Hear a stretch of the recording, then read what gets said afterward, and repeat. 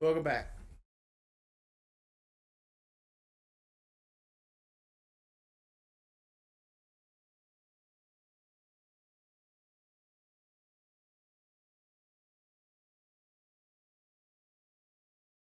I gotta say, I hate buying a console online or in like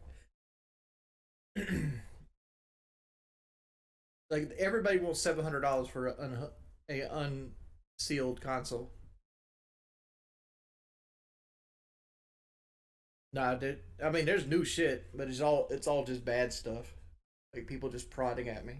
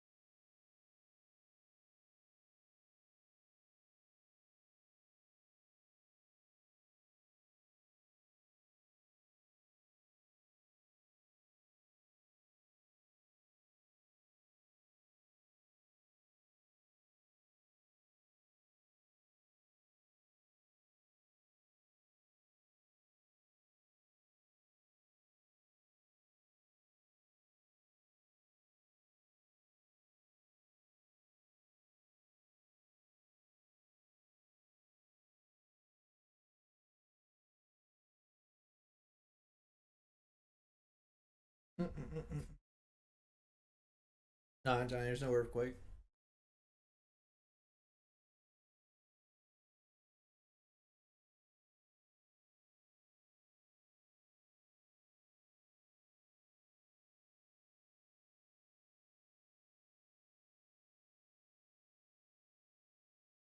Have I recommend you getting the Game Pass Series X. That way you can get tons of games on release without dropping $60 on it. I mean, like the fact is, I got to get a game as first. Like it's so hard to just share shit without giving up personal information.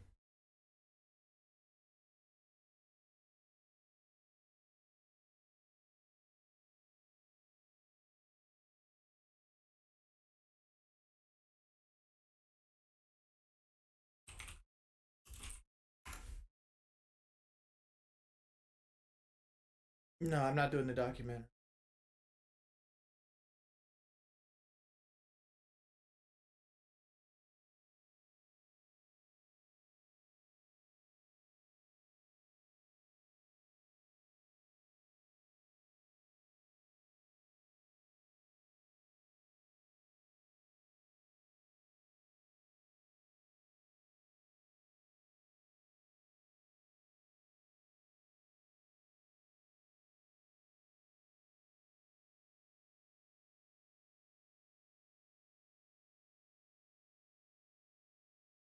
It's like I'm looking at this Xbox Series X. Like here's one in Conway. It says Xbox Series X, open box, never used, DM with offers, $600. Xbox Series X console, controller, and full box contents included. Xbox is brand new, has never been used or opened. The box is opened mistakenly, otherwise it would be sold unopened with a sealed box.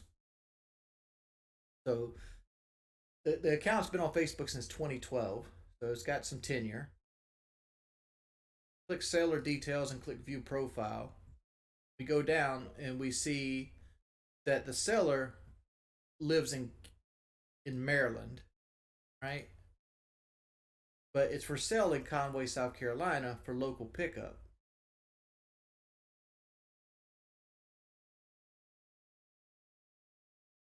And the area that is for sale in is right near my house.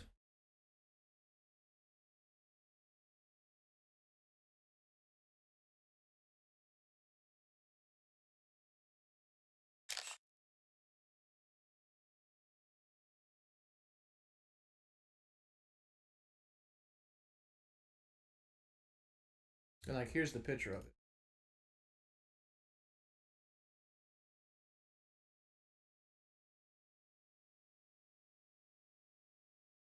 I mean, $600 is low balling. I mean, they're $499, so you're looking at $540 retail. So like, it's like he's like making $60 at that price.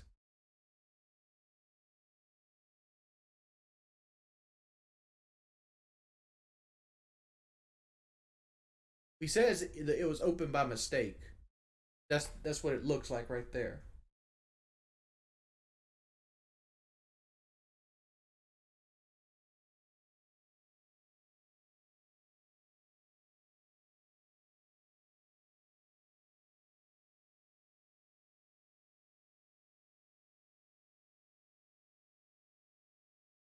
My thought is this, right? I can't show you other stuff by the man. Here's my concern, right? Here's my concern. You got to take my word for this, but I'll show you. I can't link it to the same account, but here's his other. Here's all his market listings. He's got a disc PS5 for 750. He's got this one for 600. And he's got one that's sealed for 750 for the Xbox Series X.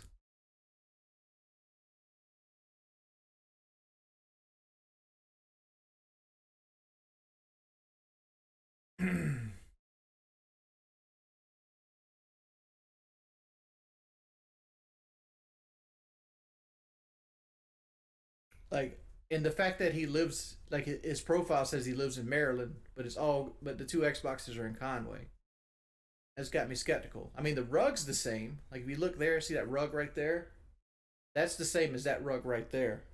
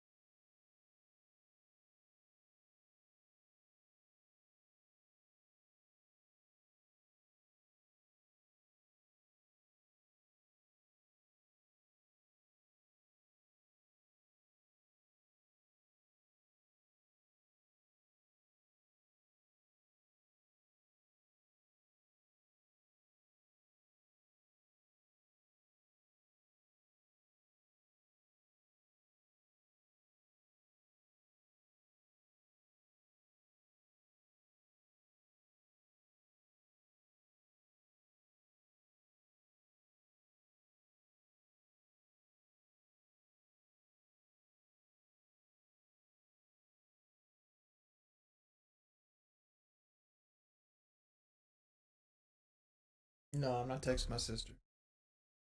But yeah, there's that stuff.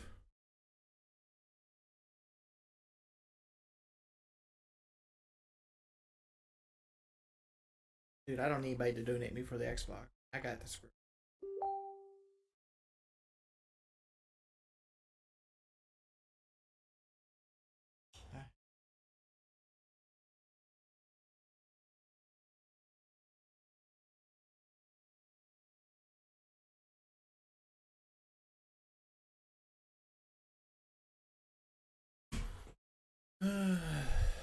I mean, like, at this point, most likely. I mean, I don't know when I'm gonna get my PlayStation back. Like, or if they'll ever give it back.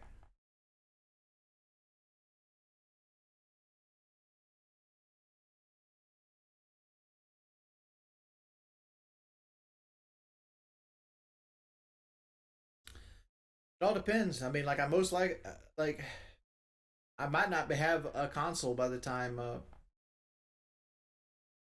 get one. By the time I Elden Ring drops. The Elden Ring drops on the 25th.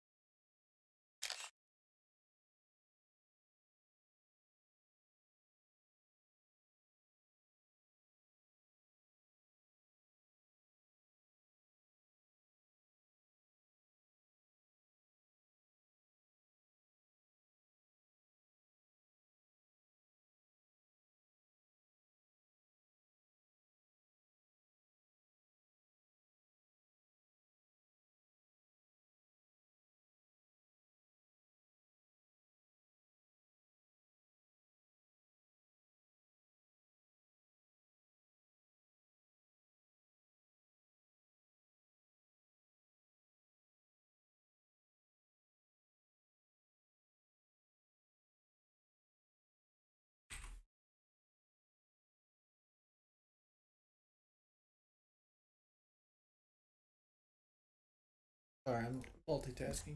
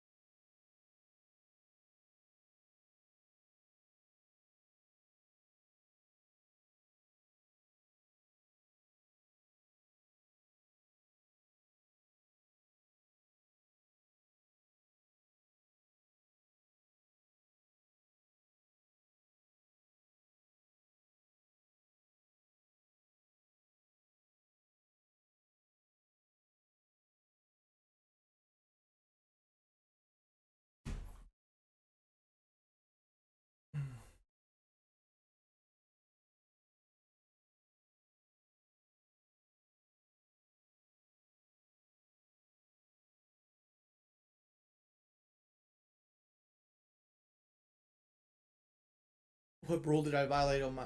I'll show you that.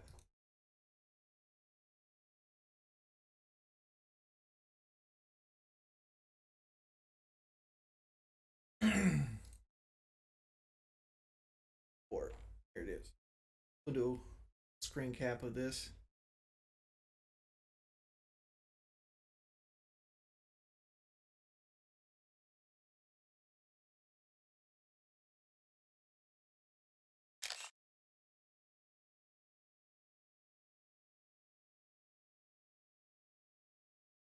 This is what it did. It goes, hello, the following materials removed from your account in response to the DMC takedown notice copied at the bottom of this email. Video uploaded with tweet. Final Fantasy X X2 HD Remaster, Completion Platinum. Hashtag PlayStation Trophy, PS5 Share. And if you go down to the bottom, it says that file has all these things in it, which it doesn't.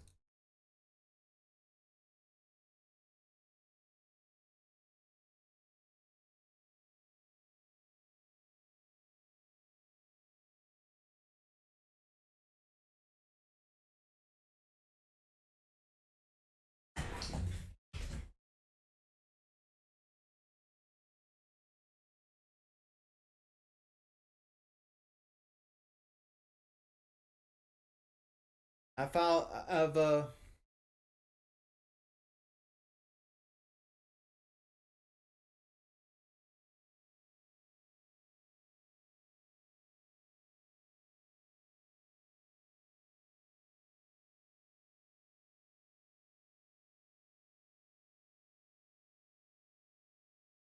yeah. So like I went through all the hoops this morning to get my Twitter back. So that's what it is. It's just they did this and they did it again on another video similar to it.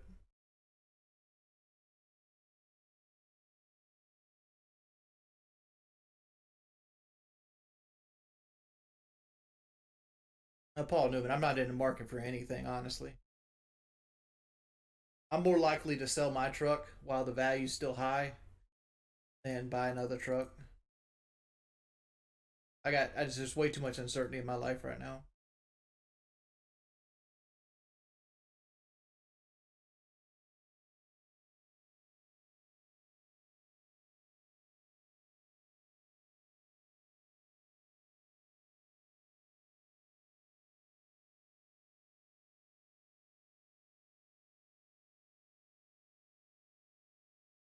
No, I'll probably just drive the Focus. Honestly, just not have a car payment no more.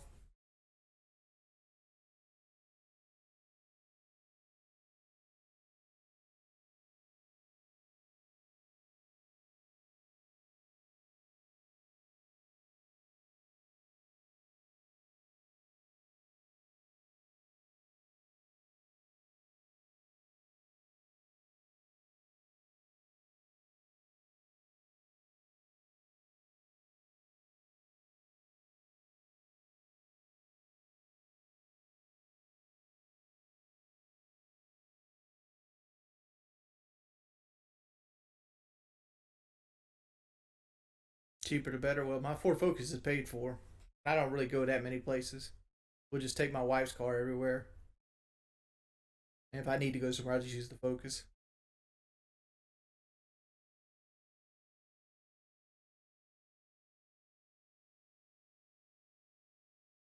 I'd hate to break my arm in three places. Kelly works 7 days a week.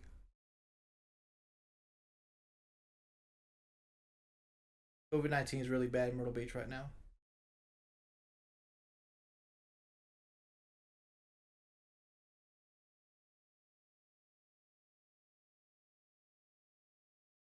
No, I mean like there's options around me to get it for like $700, but man, I don't want to pay $700.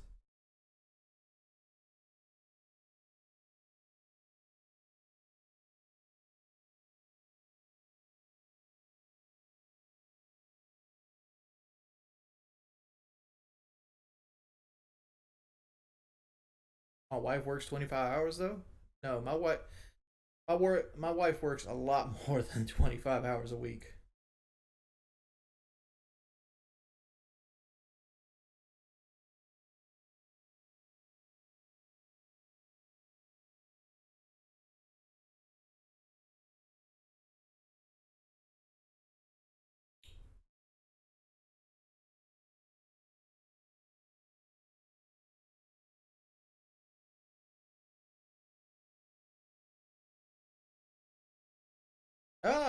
I don't know. I don't know what we're gonna do with gaming. Like I honestly don't.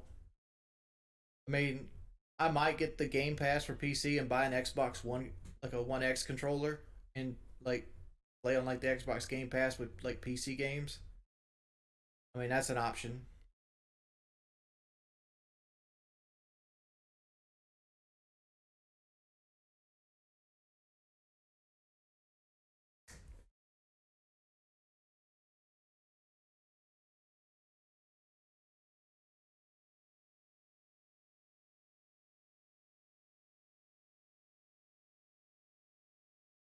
No, I pay all the bills. Kelly Kelly has a lot on her plate. Like she has her car payment, she has school loans, she has medical. She has numerous medical bills that she got from when because she's had to have carpal tunnel surgery done. We still need to get her done on her other hand. She's had two surgeries for her thyroid cancer. and she has a lot of medicine she has to buy. So we spend like $350 with insurance for her medicine a month to regulate her body. As it sits right now, Kelly is cancer free, but there's still pileups in her throat that could become cancerous. So she has to get tested. But she still has to pay for the surgeries.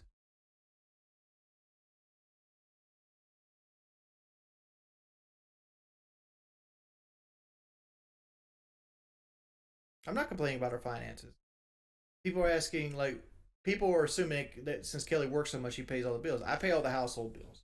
Like, I pay my truck payment, all the bills, the phone bill, and I buy, like, most of the groceries and stuff around the house. I mean, a lot of Kelly's money is taken up from her medical stuff.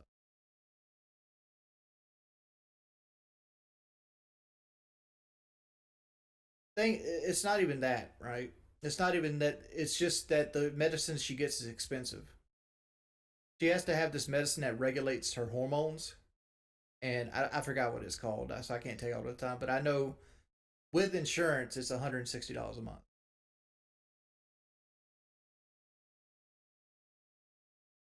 So there's things I do to help her, like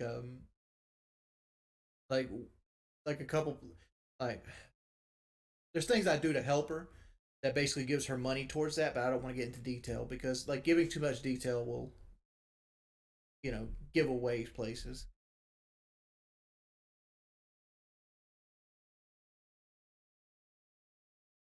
No, I'm not tight for cash right now. Doing fine. I'm doing fine.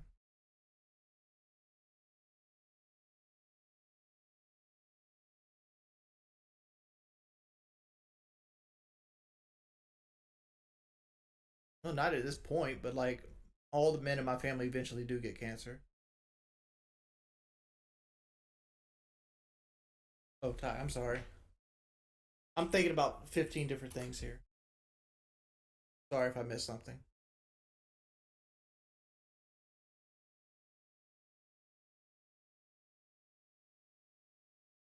Hey, to be honest, on a scale of 1 to 10, how much have you considered Keem's offer?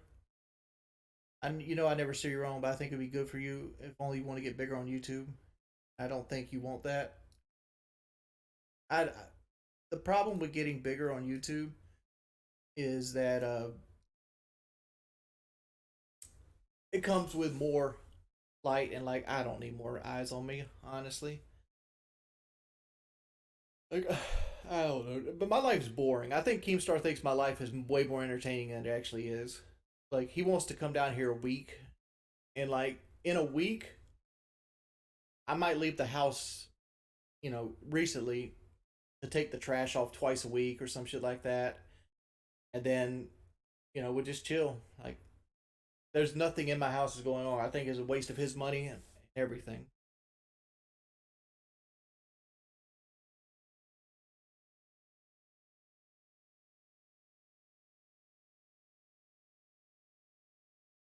Would you consider Keemstar a troll? Obviously, Keemstar's he's not like one of my personal trolls, but like he's a person that loves drama. Like he loves everything about drama, and he's cut a niche out for himself.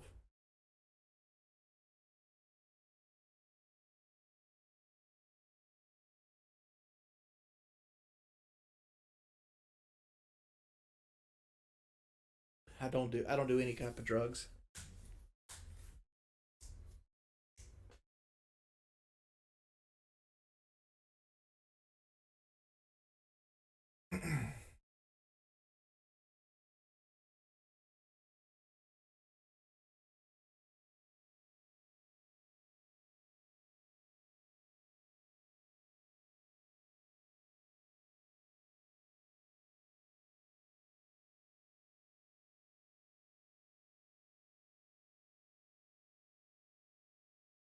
Again, I'm not down for using people.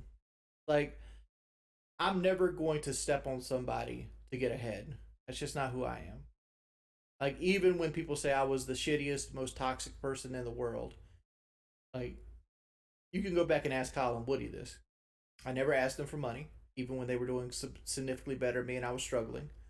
I I think I've asked on 2 occasions for them to retweet a video I made in the 7 or 8 years that we worked together, and that was it. Like I didn't try to project my problems onto them. I've actually done that more now since I don't work with them, because I there was a few times I kind of reached out to Woody as like a father figure, because I didn't know who to talk to, and I needed somebody that was I needed somebody outside of my element that wouldn't bullshit me, and everybody needs that person that's outside of the element that won't bullshit you. Because people that bullshit you and like just tell you what you want to hear don't really help you in the long run.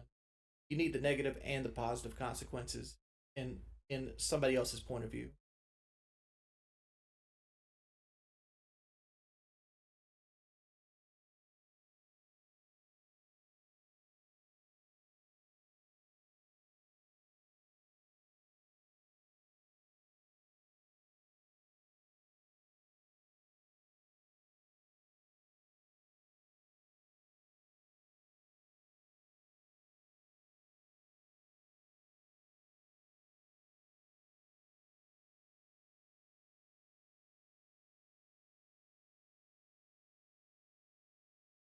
I mean, again, Aaron's a liar.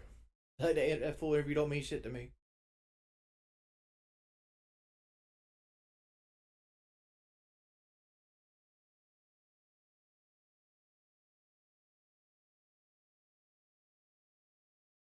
Why did my Twitter account get suspended? Fake DMC copyright takedown. I already showed that. Basically, they took like for example, like if you shared a trophy on Twitter, which PlayStation actually supports, right? You know, there's a Twitter button. You click share, and it goes, "Hey, share to Twitter." So like they show like a small clip of like you getting the trophy and in the game, so you can share it to Twitter. Well, they claimed that it had like Chris Brown music and shit like that all over it, and it didn't.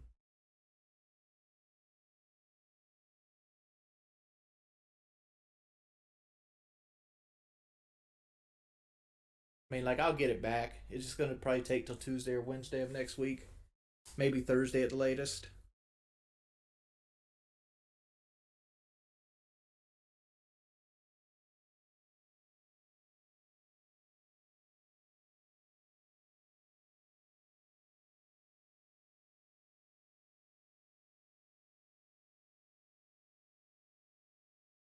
My Twitter will get unbanned. Like I said, like getting like things on my stuff banned when I'm doing nothing wrong means I just get them unbanned. You're like, all you're doing is hassling me. Do you fish? I do not fish. I don't do shit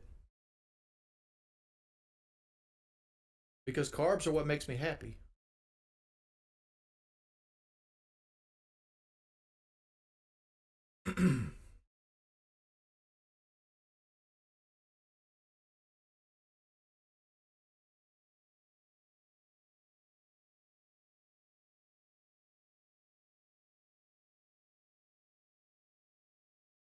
What's in the top left corner? That's a skeleton riding a bat. You're talking about this skeleton riding a bat.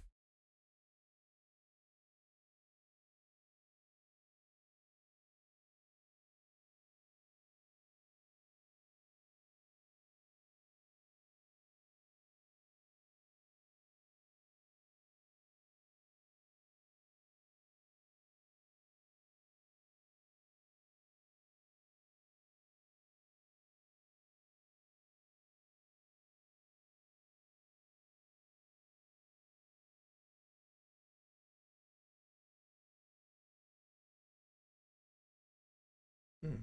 Chat's going so fast it's hard to keep up. How do you get your fast food if you don't leave the house and you're banned from DoorDash? I mean, sometimes I go get it. And like it's that big a deal. Like I probably won't eat tonight till my wife gets home. She got me some Doritos earlier, and I asked her to go to the store earlier this morning.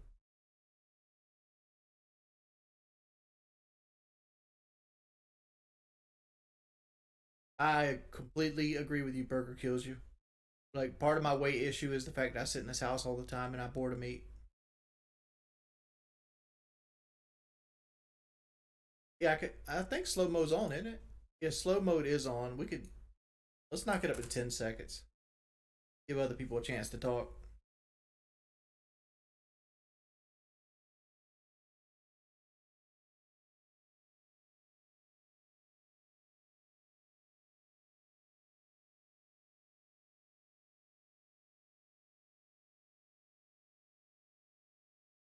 I got exposed. I didn't.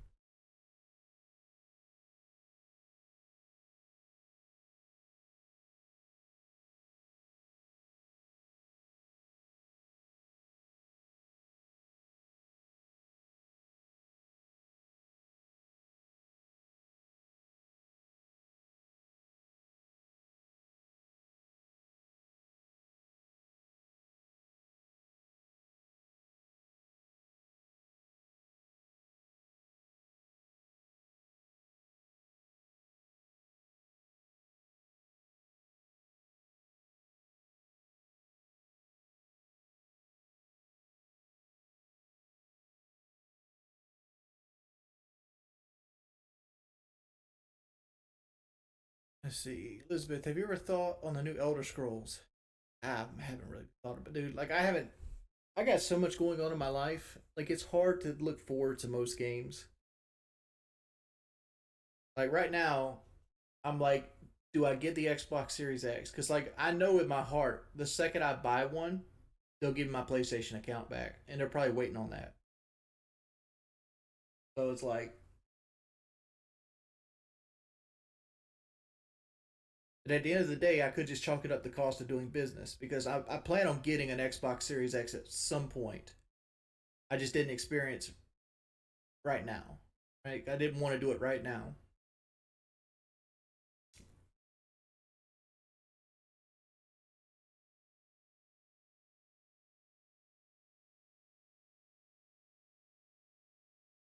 You most likely, if I get a Series X, it'll have to be a Scout one. That's why I said it's the price of doing business because an Xbox Series X costs about $540 to buy in a store. If I get one for $600 or $700, that's $150 extra I'd have to pay. 150 to $200.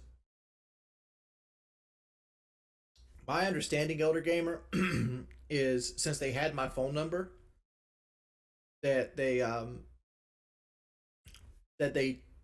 requested a SIM card with my phone number, and they were able to get my two-step verification code in. And they when they did that, they reset the password.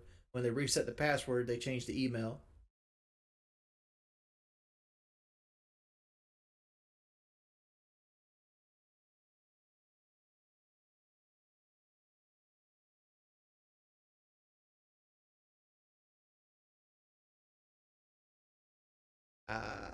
Don't see your last donation, man. Here's 15. Stay strong. Here's your $15 Game Pass. Keep up, man.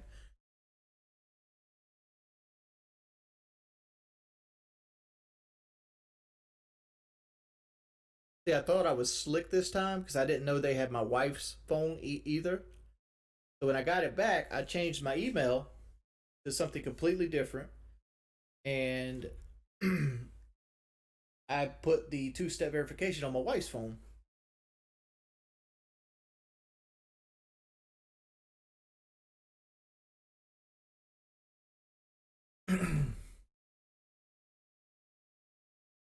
That's why it took him like 2 months to crack it. It probably took him a while to figure that out.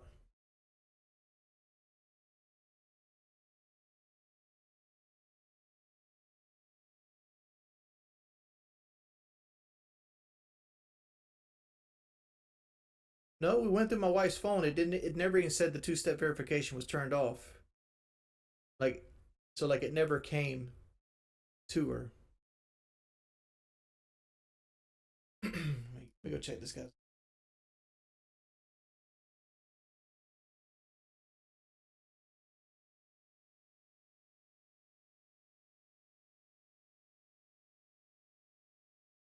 To be honest,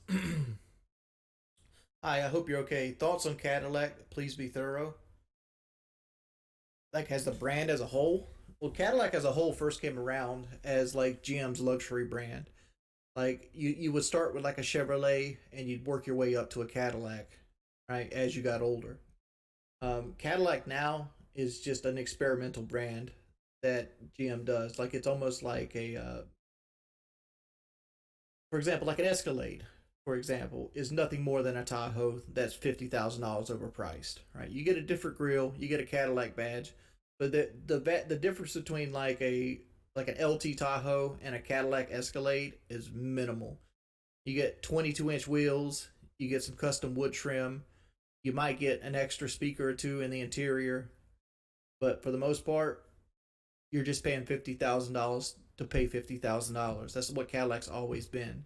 And Cadillac doesn't mean quality. Like for example, Cadillac used a thing called a North Star V8 forever, and it had terrible oil leaking issues around the oil pan. And since it was a side mounted engine, it had a subframe, so you had to pull the entire engine to change the oil pan. And if you did that, which cost like $5,000 because they had to pull the engine, you also had a situation where they had aluminum heads, but steel studs, and they would cause head gasket issues. I mean, Cadillacs are nice. They got air shocks, and those air shocks are very expensive. Like if you want to change air shocks on like an old school Escalade, you're looking at $1,000 a set. You're looking at $2,000 just in parts, just to put the air ride suspension back on a Cadillac. So I don't know. I look much like high end BMWs and things like that. Cadillac is something that you probably should avoid unless you balling as a motherfucker.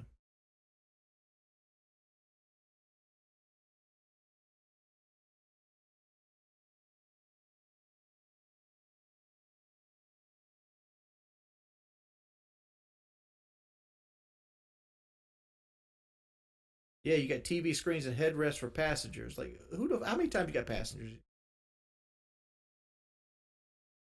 Yeah, it's suspended temporarily. Like honestly, like I'll get it back and it won't even get a strike against me because like once an actual human from Twitter actually looks at my account, they'll realize that somebody just weaponized their copyright system.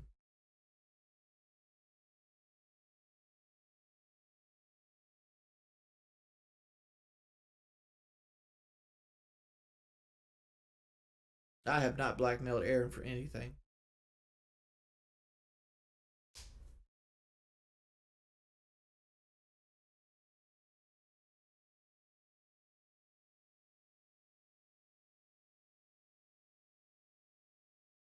So I think I have kids. I physically can't have children. I have a low count.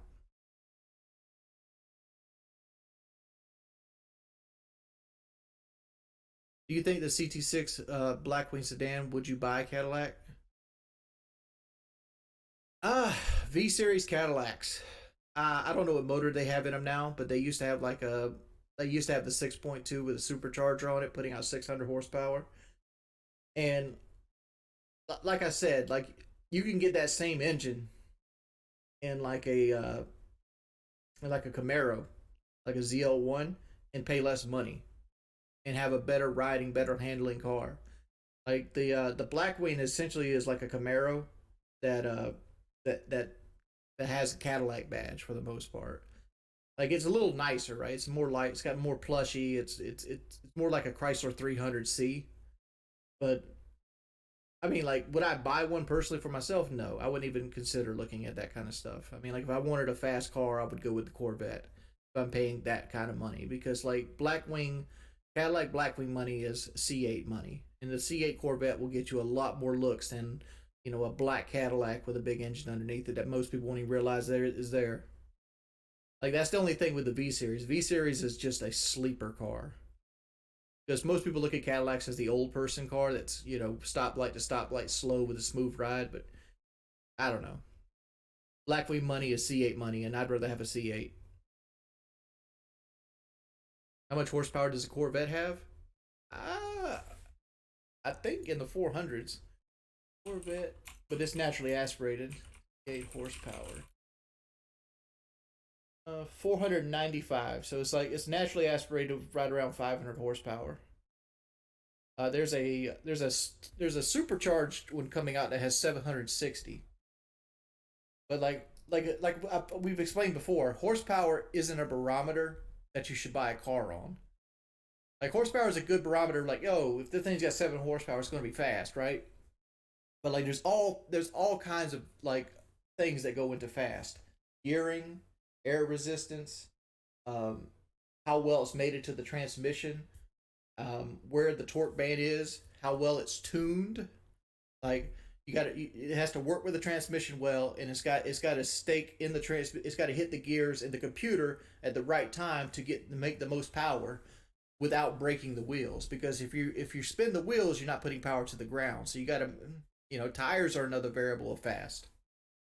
Weight's a variable of fast. There's so many things that creates fast.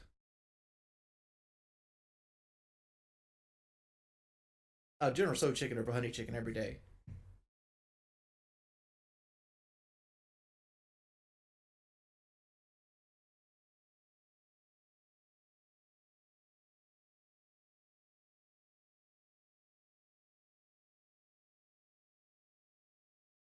Why is it Teslas are so fast? Because they have an engine on every wheel. The Teslas that are like super fast have an electric motor mounted to every single wheel. So that's basically like your car that you have outside with a gasoline engine powering every individual wheel.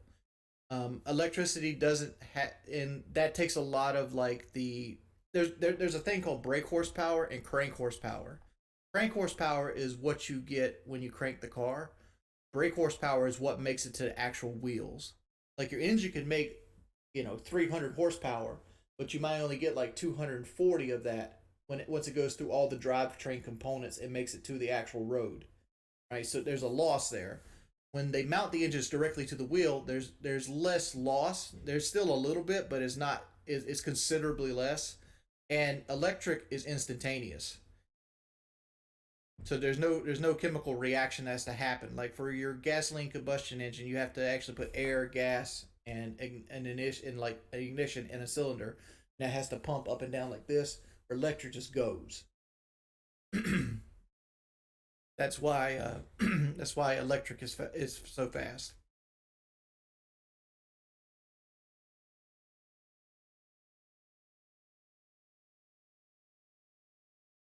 Dude, 400 horsepower is fast. 300 horsepower is fast. Like, but it all depends on the weight. Like generally, like my truck is got 355 horsepower, and it would blow the doors off of my old truck, which had 285 horsepower. And like, if you put my truck up against a truck from like 1980, it'd be no contest. It would look like a race car. But my truck's considered slow because every other car is lighter and more aerodynamic than my truck. But like we've gotten to the point where like people look at cars that are legitimately fast, but they're considered slow. It all depends what it's in. Like like you gotta understand. Like when I grew up, like my grandma's one of my grandma's last cars was the Dodge Neon. Like it was a 2003 Dodge Neon. I think it had 90 horsepower at the crank. So it probably put out like 75 horsepower at the wheels. And that thing did 0 to 60 in an afternoon. Like that 280 horsepower car that you got, which is fun. I bet that's a fun car. Because Miss Fiona out there, which my little Ford Focus, it has 120 horsepower, and it goes 0 to 60 in like 11 seconds.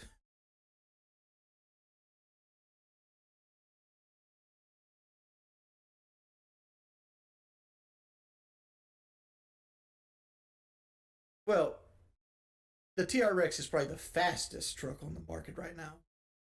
Is it the best? That's questionable, right?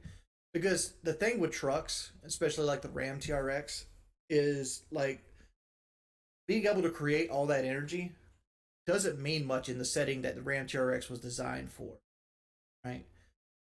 Can you get on a straightaway faster? Sure, but the Ram TRX was designed to be a dune jumper, like the Ford Raptor. Ford Raptor was designed originally to jump dunes. like B-San, Baja vehicles. Like you could go get a Ford Raptor from the Ford dealership and go compete in a Baja 500. That's what the Ford Raptor was designed for. And having 700 horsepower is more of like a dick showing contest than it is effectively in that situation. Like you need good horsepower because you got to climb dunes and stuff like that, but like 700 is way overkill.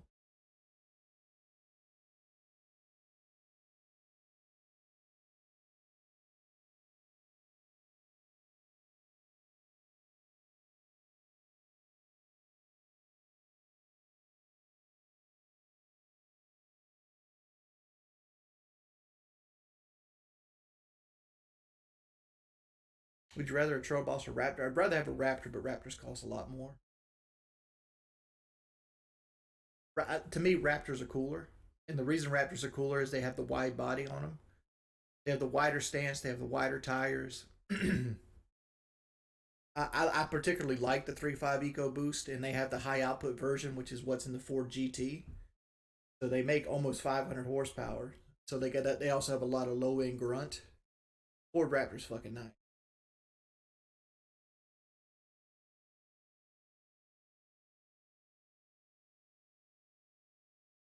No, I haven't got my PlayStation.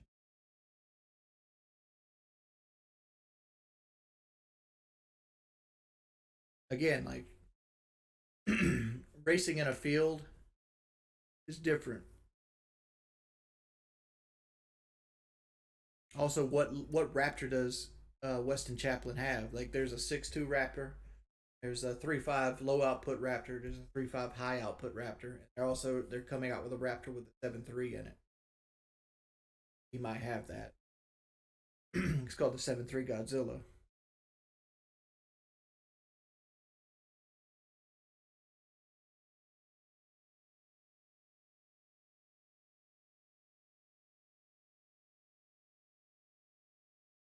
Hellcat Challenger Hellcat or GT350. Challenger Hellcat. GT350 is a track car, and the problem with like the GT350 and the GT500 is they can't keep tires on them. Like they're designed to make fast laps. Ford designed the 350 and the 500 to just make fast laps. They look really great on paper. They're really fucking fast. Like a GT500 versus like a like a Challenger Demon will beat a Challenger Demon even though it has less energy because it's so nicely made. But those Michelin Cup twos, one track day you're putting a new set of tires on them, and that's the weakness of the GT 500. So like if you had to choose, Hellcat is a more drivable and more comfortable everyday driver car than the GT 500 ever will.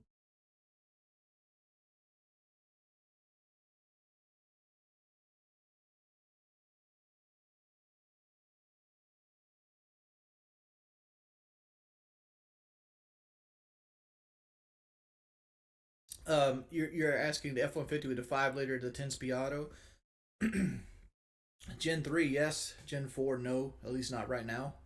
The Gen 3 Coyote is is pretty much a bulletproof engine. It's going to create less horsepower. It creates like 360, I think, 360 horsepower, versus the Gen 4, which creates 400 horsepower in the truck, or 395. Um, the big issue with the new Gen 4 Coyote is that it has an oiling issue, and they haven't really figured that out yet.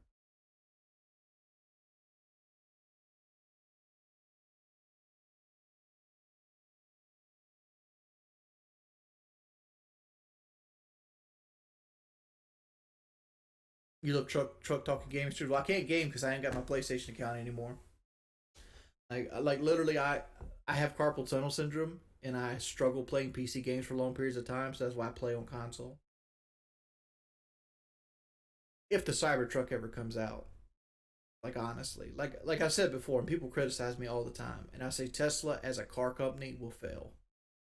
And I'm a big American car guy. Right, Tesla is right now the flagship of American cars. Um, but they are not profitable. And the only way Tesla exists in the car realm is if they monopolize supercharger stations.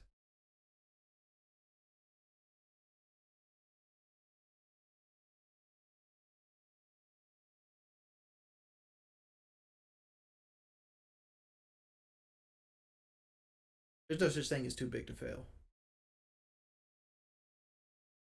I mean, Dodge is on its like what third, fourth, fifth owner, whatever it might be.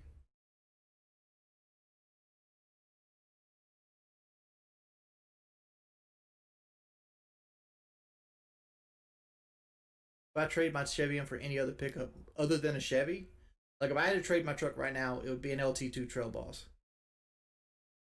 And like we was talking about, like I'd want the 6.2, but realistically, like afford wise, I'd probably have to end up with the 5.3. Because if it came to not having the sunroof and the Bose system to have the 6.2, I wouldn't make that choice. I'd go with the 5.3 and get the sunroof and the Bose system. Because like 55,000 is about where I'd like to be is like 46,000. But like we're outside of that realm right now. I actually don't want the Cybertruck, and I don't want to pre-order for it, especially since I'd have to pay $100,000 for a truck I don't want.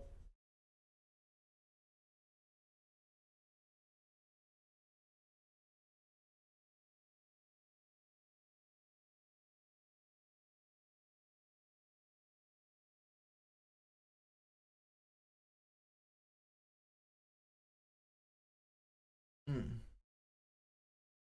Booga booga. That documentary would be boring as fuck. Right. But what you don't understand is like electric horsepower isn't the same. Like go. There's a YouTube channel called Fast Lane Truck, and they did a pull test with the Rivian, and they loaded it up with like an old Ford truck. They had 9,000 pound trailer, and they pulled it up a thing called Moab. Moab is this like 8 to 12 mile stretch that goes straight up a mountain, like in 45 degrees. Is one of the toughest towing spots in the United States. And getting to Moab and going to the top of the mountain cost 80% of the charge. So they literally had to charge the truck at the top of the mountain to get it to go down the bottom of it.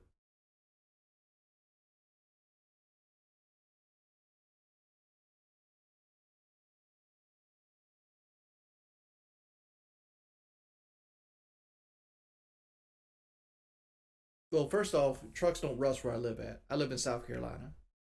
I mean, like, my truck, I had a truck that was almost 20 years old, and the only rust on the truck was the rocker panel, which was a design defect. Every Silverado that genre did it, but like underneath was immaculate. Like there was no rust on it at all. No, I live too far in for the salty air to be effective. Why buy a truck? Because like there's times that you need a truck. I have trailers.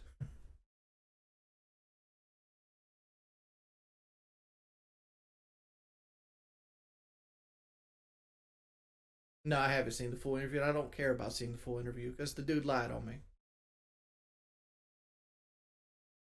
Now my PSN isn't hacked. Hacked is like giving people too much credit. My PSN was social engineered.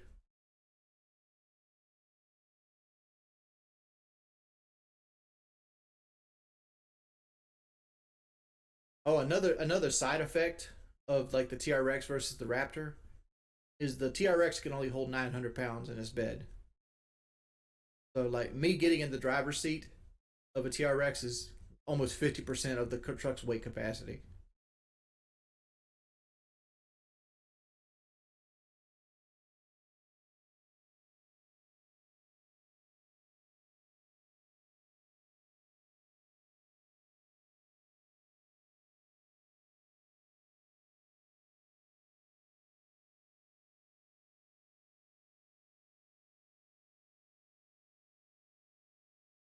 No, hacking is like actually a skill. Like looking through lines of code to try to find like some way into a program or like knowing about a back door or like something like that. All they did was convinced somebody to give them my phone number,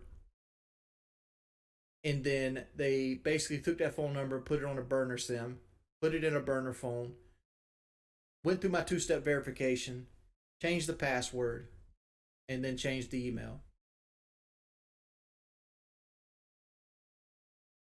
That's not hacking.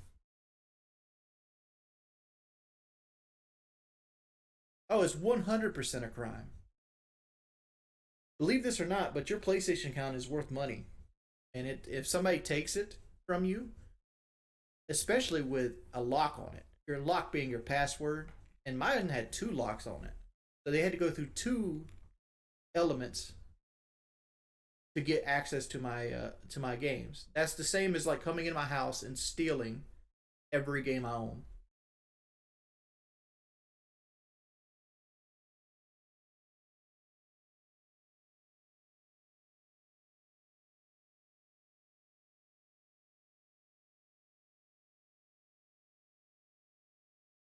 Oh, I have over $10,000 in digital downloads on their God Emperor Trump. I've had that account for almost 15 years. People make fun of me. It's like, oh, my account's worth over $10,000. I mean, I have more than $10,000 worth of games on it.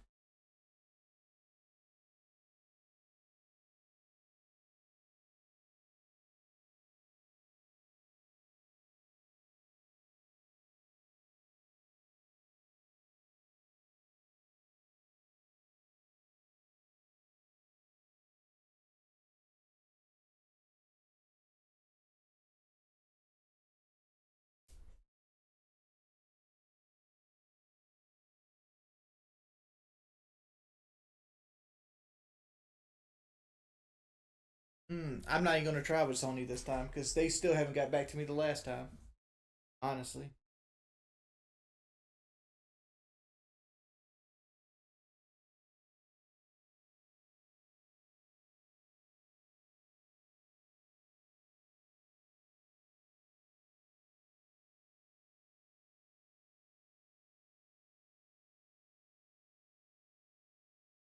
before we get off cars, I also want to say like the Canadian trucker strike is about to make cars go up again.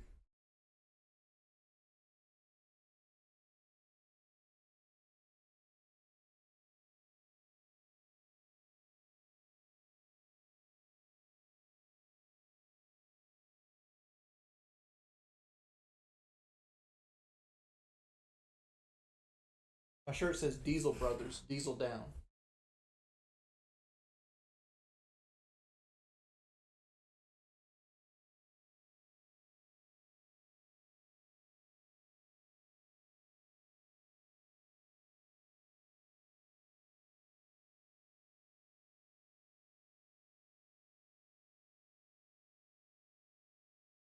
You sit silent.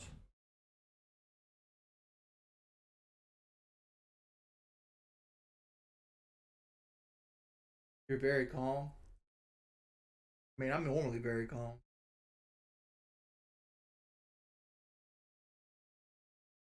Right, but I'm slowly shutting that down. It's like just looking at my email, just a bunch of trash. People pretending that they have my account to try to get me to do stuff and all this other mess. Like, come on, just give me my shit back.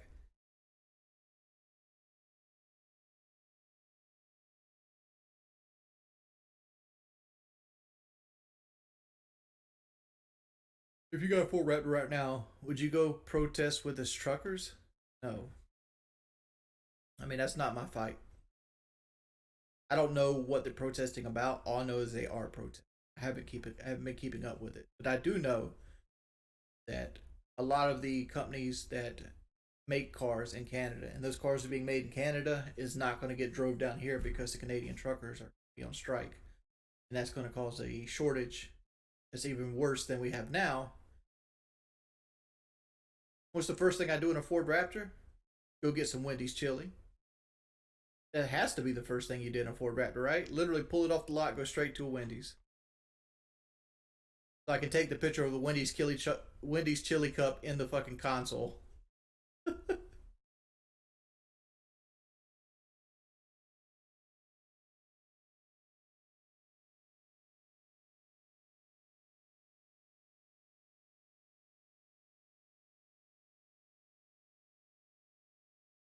No, I have one truck. I have, we have three cars. We have a 2018 Silverado, a 2020 Ford Explorer, a 2006 Ford Focus.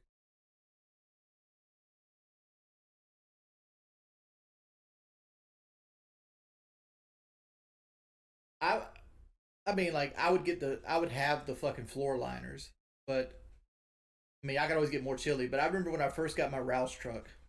Like on the way home when I getting my Rouse truck, we stopped at McDonald's. My mother was with me, and I handed the cup to her, and she reached over and like tried to grab it like this, and the whole lid came off, and it spilled right into the console.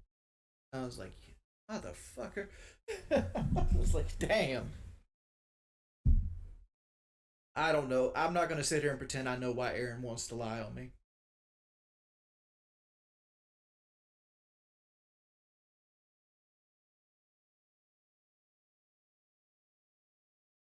How is owning a four Raptor make my life better? It doesn't. It doesn't. Like that's the reason. Like there's some people out there, and like you see it on YouTube all the time. They'll go out of their way to have like this $1,200 car payment on like some supercar, like some Lamborghini or Ferrari or something like that. When at the end of the day, all of them drive, with fucking cruise control, like 65, 70 miles an hour on the interstate. No matter how fast your car is, you're gonna be keeping up with the fucking Chevrolet Cavalier next to you because everybody's limited by the speed limit. What would make me happy in life? I hate these questions. Uh, what makes me happy in life is I want to say nothing. Like honestly, like I could say food or my wife, but like I'm just so numb to life at this particular moment.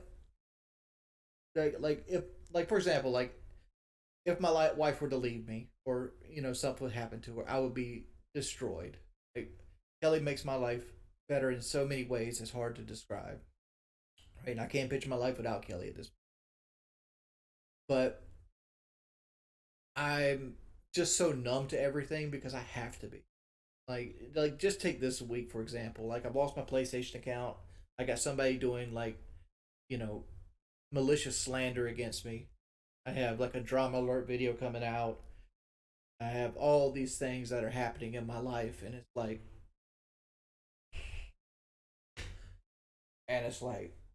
is it punishment? Like that's the first thing I thought about. Like, am I getting punished for like trying to have a good time? Because like me and my wife last weekend went to Atlanta to get have like a little getaway, right?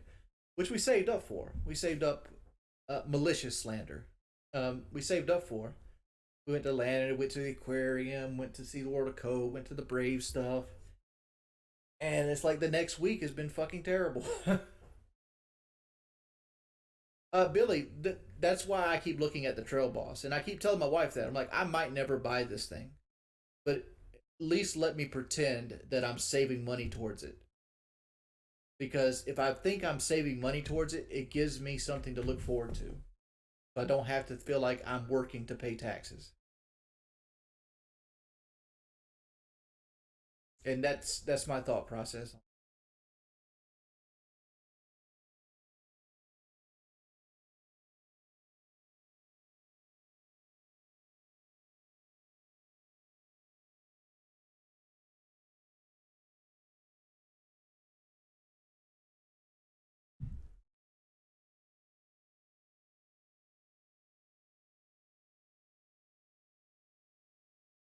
Well, we saved up.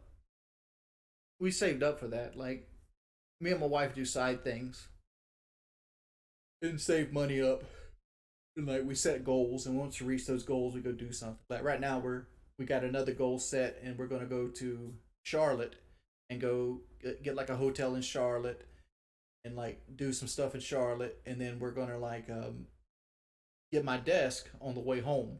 Like we're gonna go to IKEA and grab my desk because like the trip to Charlotte is to get my desk, but instead of just going to get my desk, we're gonna go have like a weekend getaway. Go get a nice 4-star hotel in Charlotte and just kind of like see the sights. It stands for really sweet kids.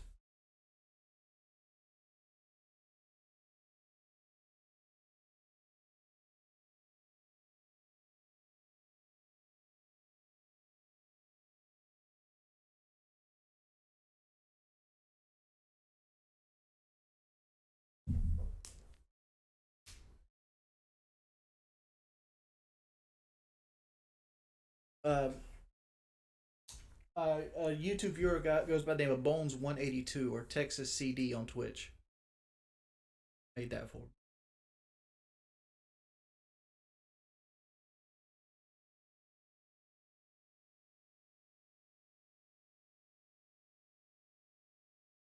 Should you change oil every 3,000 miles? Depends on your driving conditions and what motor you have, honestly. Like certain motors are better than others. Like if you drive primarily highway, like interstate, you could probably stretch it to like 6, 7,000. But if you drive a lot of city driving, like stop and go traffic light, you should probably do it between 4 and 5. And if you drive in a very dirty environment, like dirt, if like you live on a dirt road or you haul like all the time, you should probably do it at 3. No, I haven't got my PSN account back. There's a guy in the chat that knows who has it though. I know he don't have it, but he knows who has it because he's one of the ringleaders.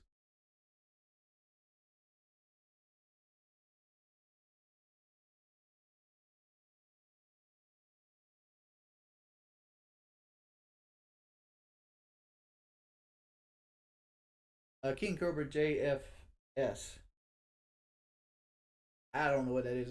I never. Joe, man, you didn't have to ban him, but King Cobra, you're trying to tell me I don't know how to pull the oil drain plug and unscrew an oil filter and read a dipstick?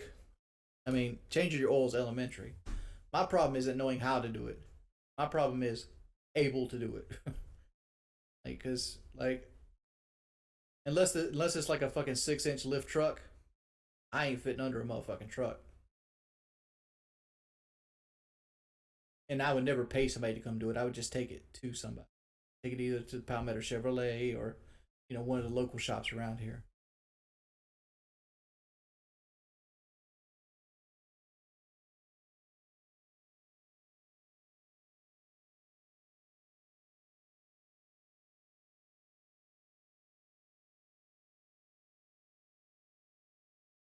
Yeah, I'm not about to cry. I'm just exhausted. Thoughts on the GMC Sierra? Thoughts on GMC Sierra you like? I've never been a GMC guy. Like, I've never seen the reason to spend that extra $3,000 to $4,000 to get a GMC Sierra. There's certain times I thought the GMC Sierra was nicer looking. The only problem I have with the GMC Sierra is they don't hold their value unless you get the Denali, right? Maybe the AT4 in this generation, right? But if you get like say an Elevation with the body match bumpers, in 3 years it's going to be the same price as an equivalent Silverado. Very, it's just it's going to be there.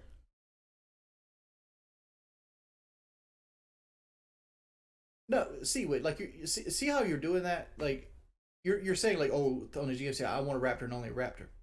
That's not true because like the truck I want is right now is a Trail Boss because I know that a Raptor's out of my pay grade, right? Trail Boss.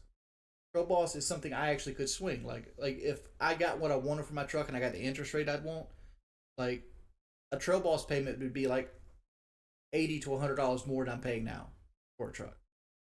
But I'm scared to do that because my truck is coming up on like 40% paid off.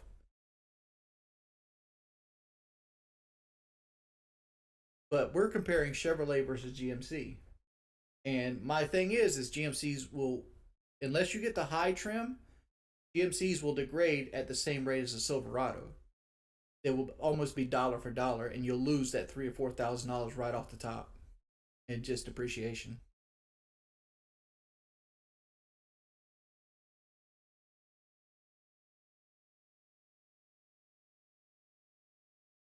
I would love to play something. Ask the trolls to give me my account back. No Twitch. I made way more money. I make around $3,000 to $3,500 a month here. This month is an anomaly.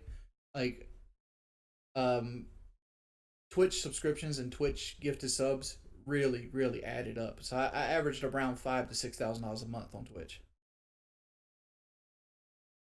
So I make about 60% what I did on Twitch here. But luckily for me, my cost of living is very low. Like my house is paid for, my land's paid for. I mean, I have a car payment by choice. Like my light bill is like $140, water bill is like $15 or something like that.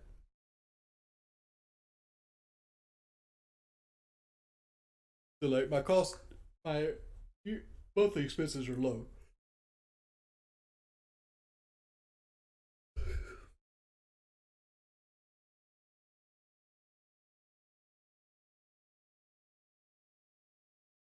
Favorite color of car? I'm a red fan. I love red. I love a deep red.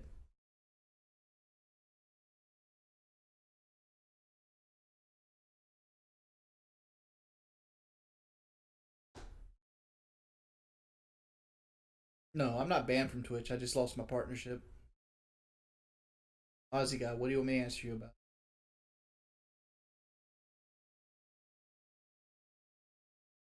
I like the way black cars look too, Rico, but I can't stand swirls in paint. And black looks phenomenal 20 feet away. But once you get there to the door to open your door handle, you start seeing every swirl in the paint. You see every little scratch from rock on the road. Hate that. I like a paint that hides that. So like that's why I usually go with like a tint coat or like a very dark red, because like tint coats generally hide scratches better because the tint on the car is actually dyed to match the car to give the red car a deeper red. You have to go through the clear coat to get to the metal and paint.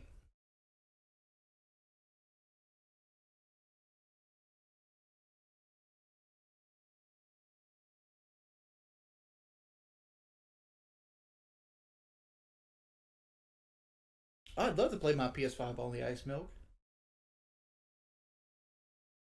Like, why call you a ringleader? Because you're inside the inner circle. I know the inner circle. The inner circle is you, Mr. Yellow Dick Swagger, um, and a couple other dudes.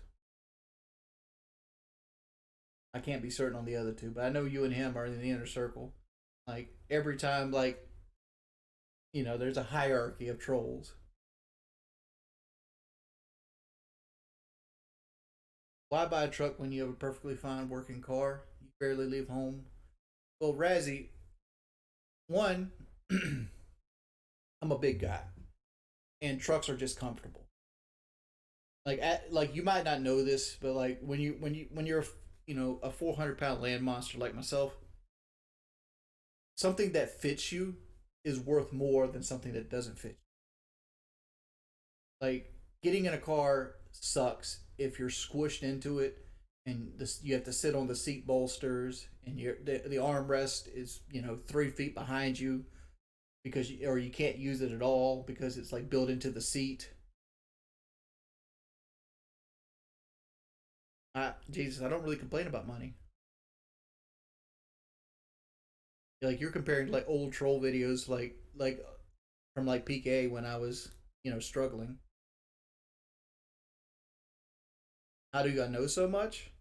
I've got moles in and out of your fucking little Discord. I got 5+ people in that Discord that feed me every bit of information you say.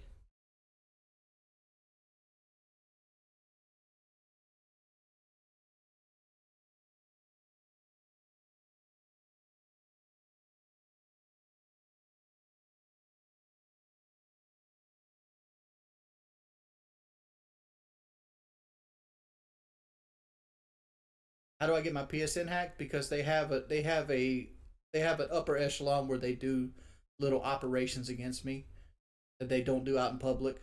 They do all the illegal stuff behind closed doors.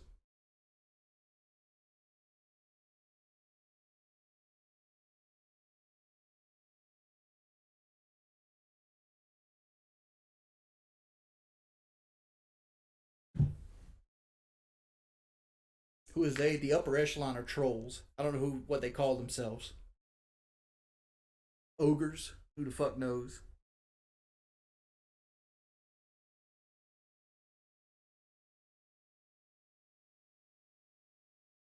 I would pick a Mitsubishi over a Nissan, only ice milk. I mean, Nissans are nicer looking. You have more of a choice with Nissan because Mitsubishi, like they make the Raider. I don't know if they still make the Raider. They make the Raider. They make that little cheap car. What's that shit called? Mitsubishi. I forgot what it's even fucking called.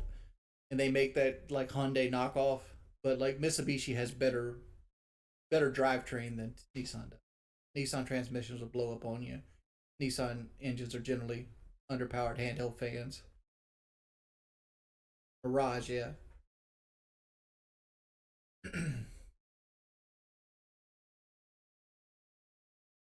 I'm a boneless kind of guy.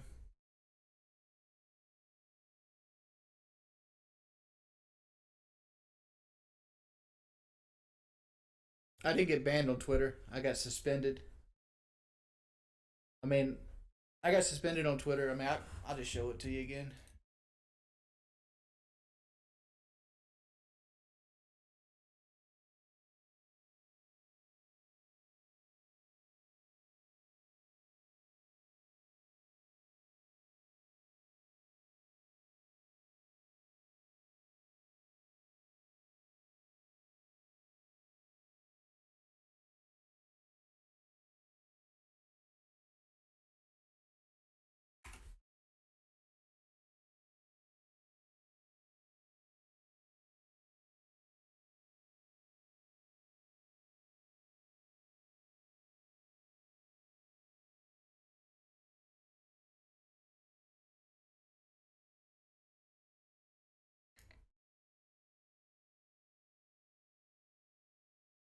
All right, so like this is the email I got sent last night. It says video uploaded with tweet for Final Fantasy X X2 HD remaster compilation platinum trophy. PlayStation Trophy hashtag PS5 share. There's that, and this is we learned that your service is making available, distributing, or referring links to users to infringing copyrights to sound and recordings, the copyrights of which are exclusively owned by IFPI representative companies. Chris Brown's Yeah, Metro Station, Giga, Mark Ronson. I don't know who the fuck these people are, but they're trying to say like I'm pushing all this with my trophy link.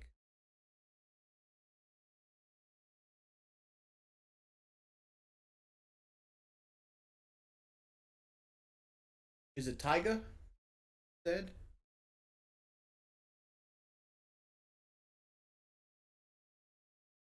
You know, that's it. Like they did that on a couple of them.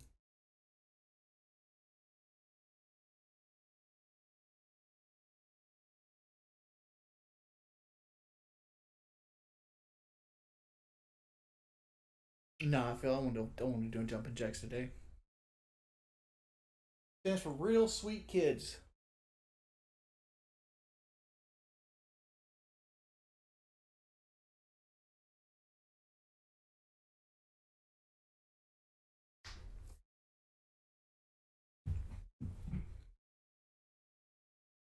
Yeah, they DMC two PS5 trophy videos. They did that one, and they did the one where I killed like Uber Diablo.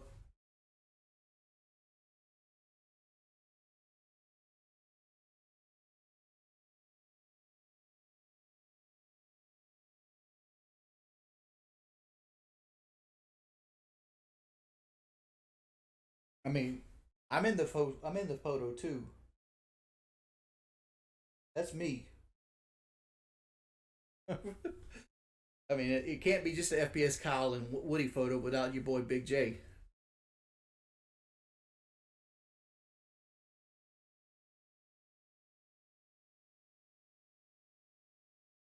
Dude, I don't care what you do with Gulag. What I want you to do is get my PlayStation 5 account back.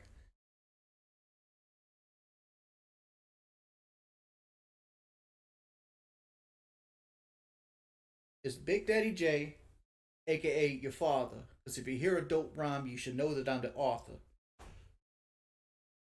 I don't know. So I can play my fucking games and stream.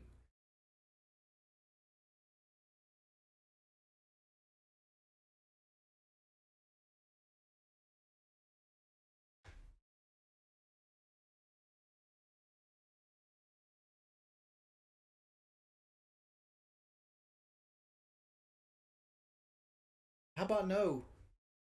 How about how about you give me my PlayStation account back? I seal it back up, and I'll talk to you. I mean, I've done everything else you guys wanted to do. I've jumped through every hurdle you wanted me to do, and you gave me nothing in return. I'm not going to do no more. No, I talked yesterday for 30 or 40 minutes to everybody in Planet Wings.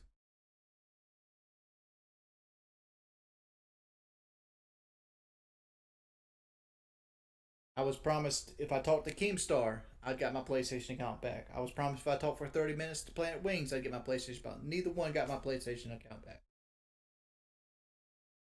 So why was it in my interest to do more for free? You got to give me something. And that something is give me my account back. Let me reseal it. Let me put all my stuff back on it, and then I'll talk to you. I'll talk to you an hour.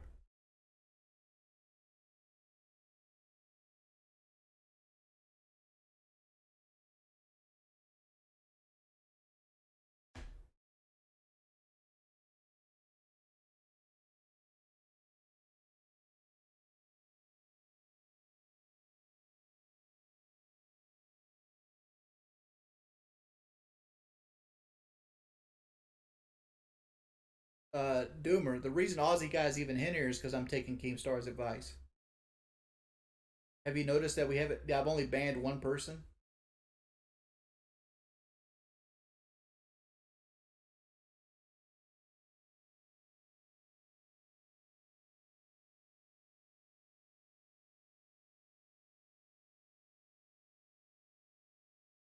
the, the talk with Keemstar is more pleasurable too, because Keemstar, regardless of what your opinion is of him, at least has a brain, right? He doesn't like succumb to like this whole group think mentality that it needs to be 10 versus 1 to have a conversation.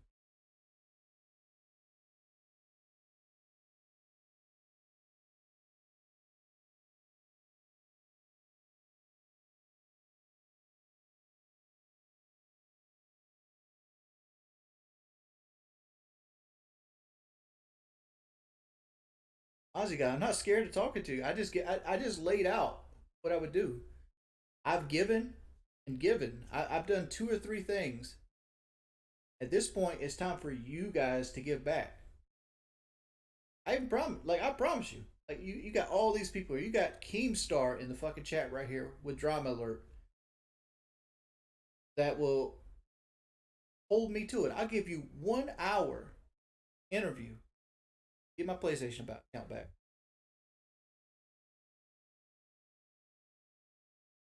But I won't do it until I get my PlayStation account back and I get it resealed.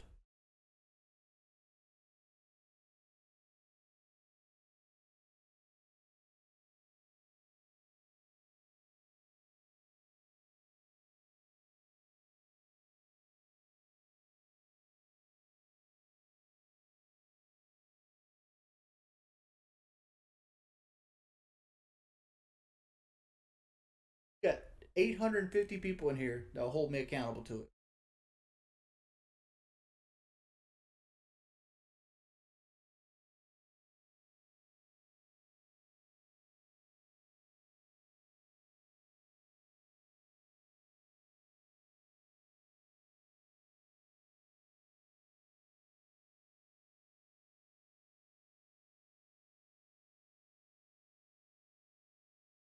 Again, I'm done with that, dude. Like I've put my stipulation out there, and I'm not going to budge on it.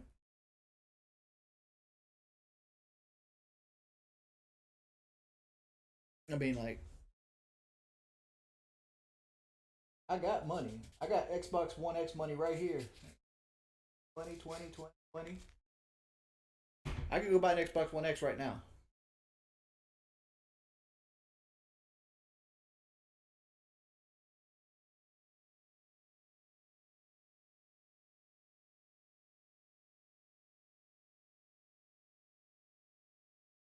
I'm not going to scam you. See, unlike you, I have morals.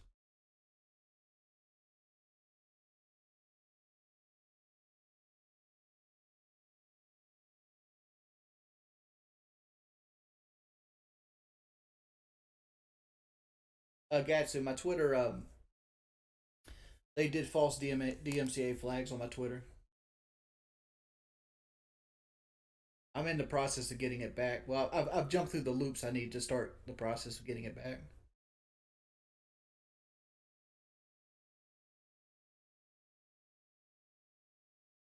I mean, it sucks to walk away from my PlayStation, but like, I can go get an Xbox. What's there to work out, dude? See, what you don't understand is like you stole from me. So you basically stole from me and are coming back around demanding something. And I'm being gracious enough to be like, all right, I'll give you something in return for my property that I already own.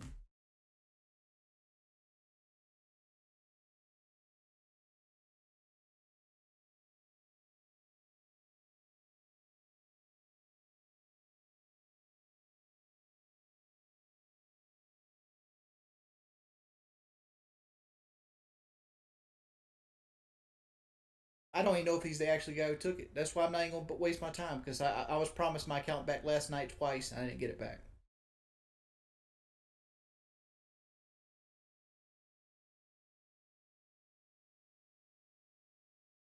Why do I hate you? Because you have the social skills of a dude that plays World of Warcraft. Like I just picture, which I know what you look like. I know what your face looks like. I know what your voice sounds like, and I know this isn't you. But you have the mentality of like somebody that just never gets out. You remember the character that Boogie played, Francis? That's who. That's your personality. Your personality is a Francis that just gets mad at shit. That you have like a 4chan account.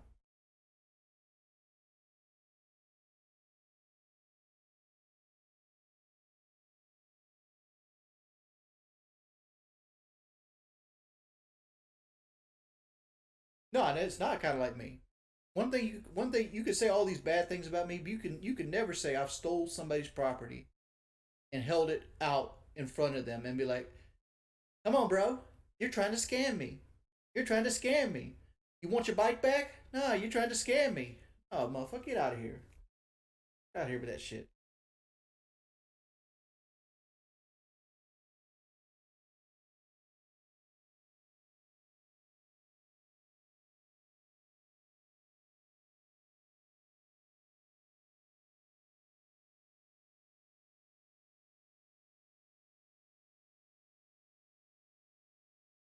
Yeah, we shouldn't be calling it lions. They should call it fucking like a litter of kittens or some shit like that.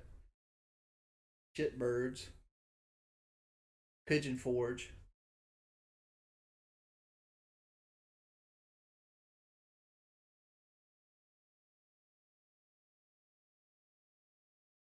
Hey, Stever, there's dude. You know how dumb you would look going to the cops? Hey, my PlayStation account got stole. All right, who stole it? Um, a bunch of people on Discord. They would look at you like a deer in headlights, and they'd be like, okay, I can file a report."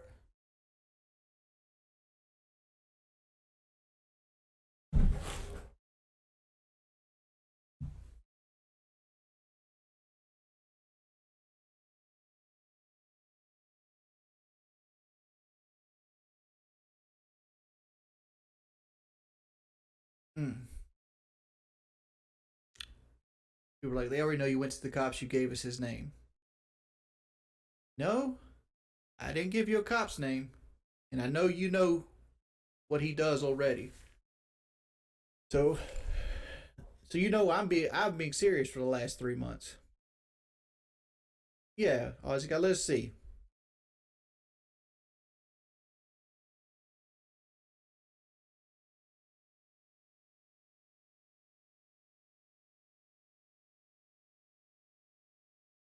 I'm sure you do have a screenshot. I'm sure it's a screenshot of the Discord with like my account logged in on a web browser, and your name's in the bottom left hand corner. Am I wrong?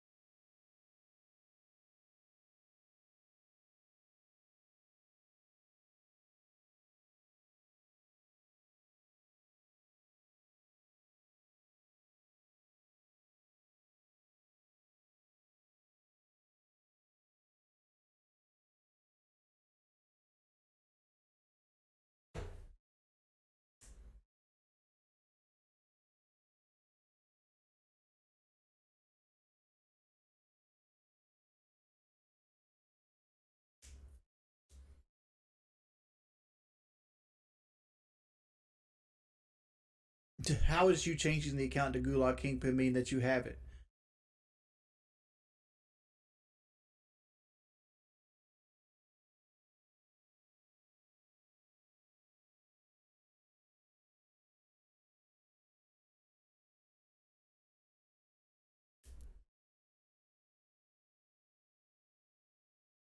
I mean, you guys already used my free name change. So, like, you realize you're going to have to pay $10 to change it this time.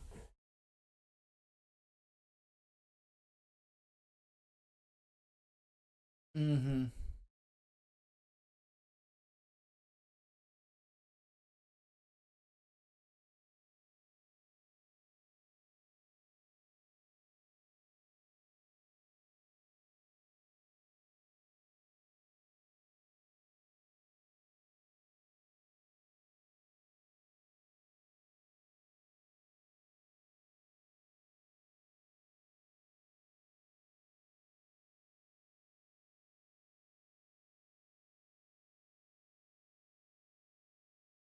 Mm-mm.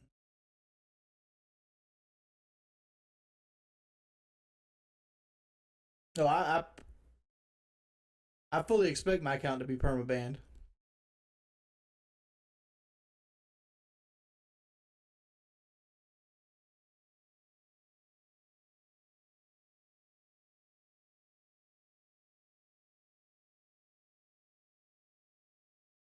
Right. I'm fully expecting it to get banned.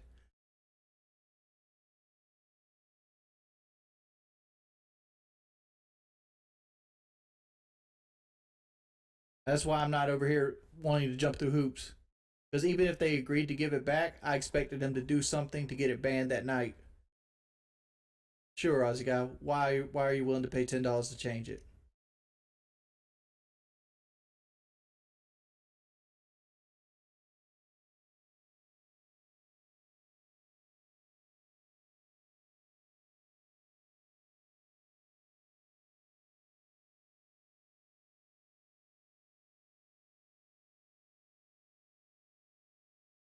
Because I hate you? Well, thank you. I'm glad you think about me every day.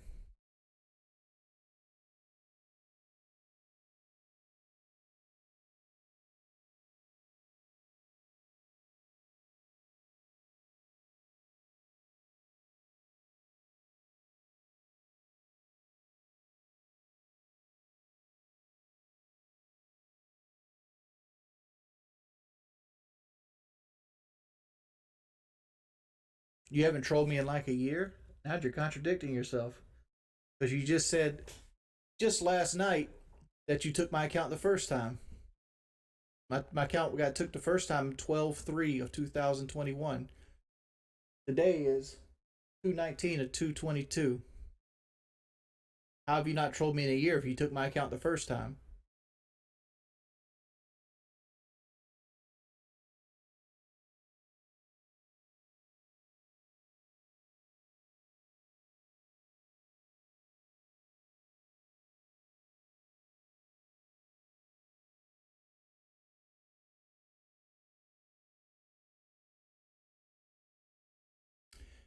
The, I mean, like,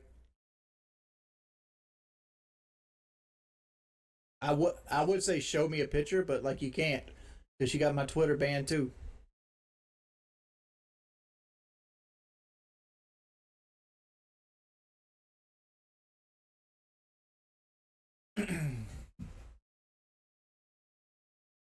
Yeah. Yeah.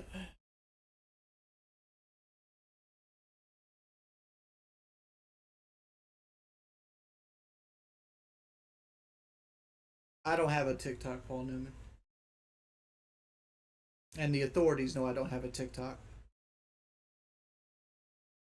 But like, you can do illegal shit all you want.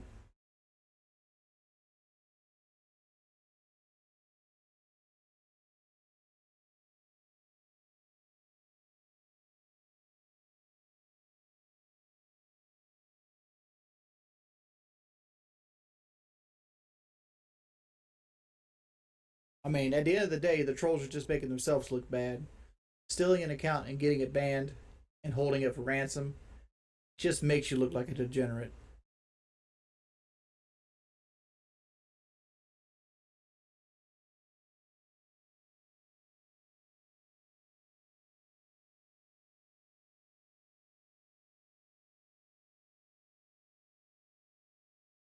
Like you now, you're just spamming. Spamming the same point over and over again makes you look low intelligence, homie.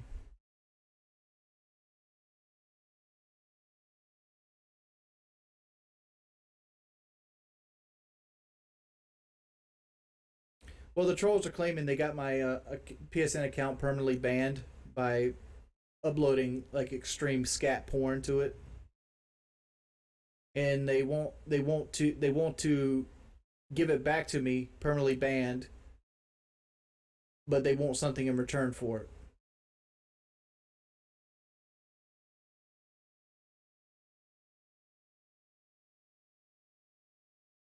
I mean, I'm here talking to everybody. My stream says bored. I'm talking to what the chat wants to talk about, and this just happens to be the topic of the day. Homer apologizing. I've done that multiple times. That shit ain't. This ain't fucking third grade, homeboy. Nobody gives a fuck about apologies in an adult world.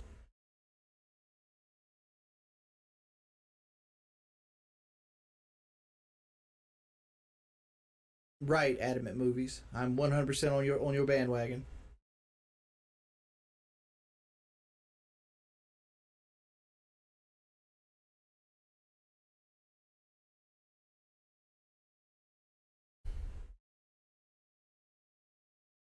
Right, that's why I didn't call the cops.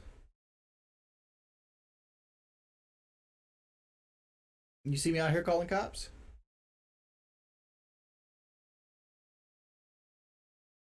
homie. If I ever get my account back without it being banned, I'll be surprised. I feel like I'd get a Ford Raptor before I got that.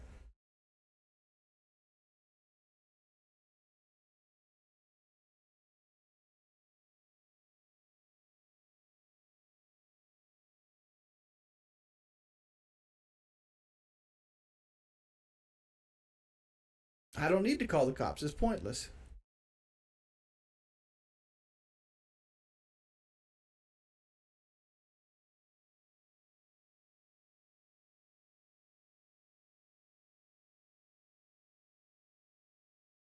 I mean, like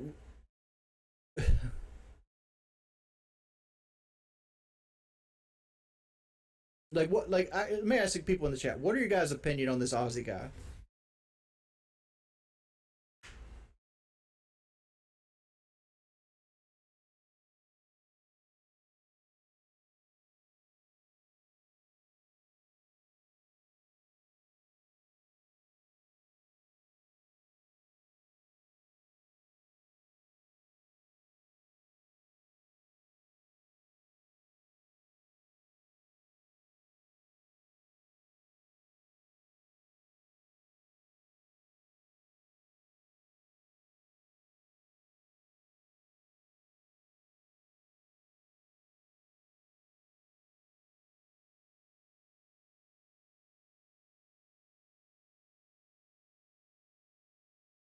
Call the cops on me.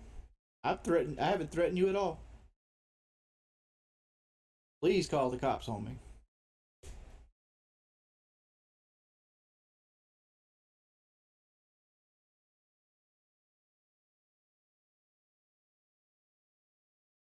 You haven't given me no proof that you have it.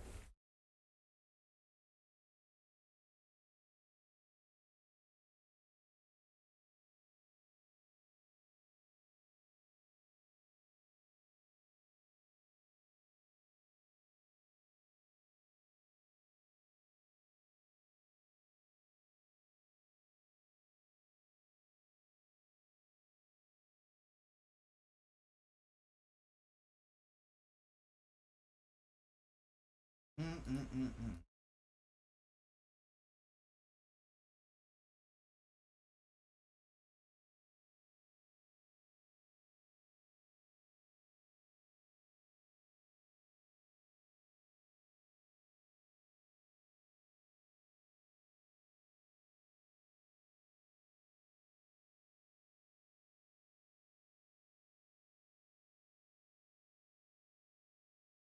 Well, first off, one part of a tangible threat would be having the ability to do it. The major issue is, depending on how you look at it, I have either the Atlantic and Indian Ocean between us, or I have the entire continent of America and the Pacific Ocean between us. I'm almost as far away from you on this earth as humanly possible. But if you want to pursue that, we can pursue that. Because if you want to be the plaintiff, I'll be the defendant, and I'll hit you with the countersuit of cyberbullying and stealing property excess of $10,000.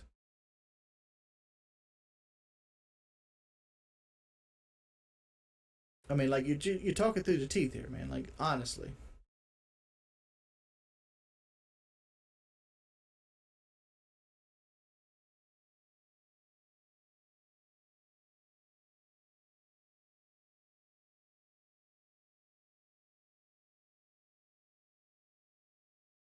dude, I would not be afraid to meet any trolls because generally anybody that needs 10 people to talk to them, to talk for them, they got bitch in their blood. Let's be real here.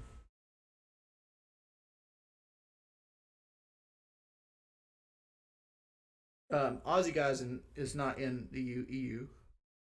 His name is literally Aussie guy. You do the math here.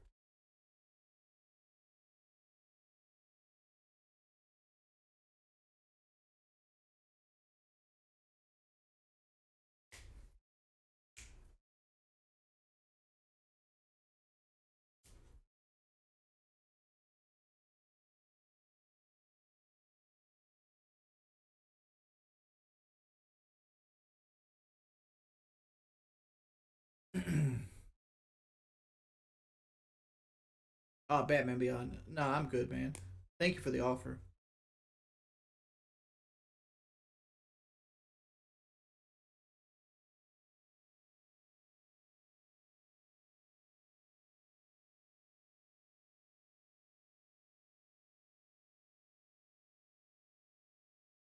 Let's see. What are we doing?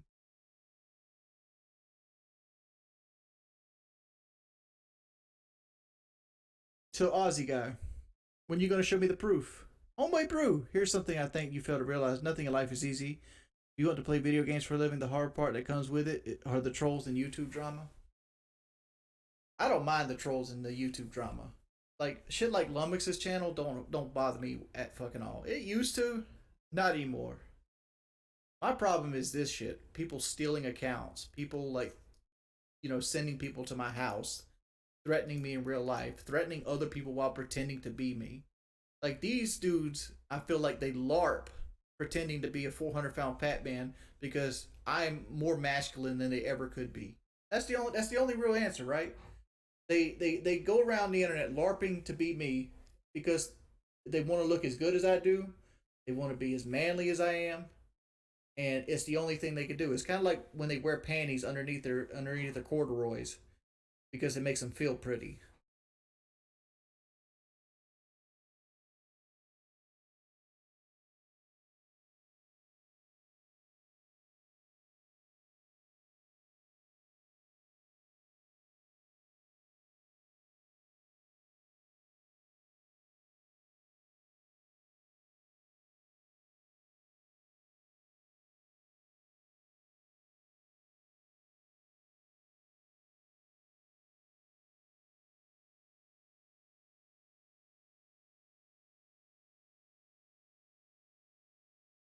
So come on, Laws, you guys show me my accounts band or whatever it might be.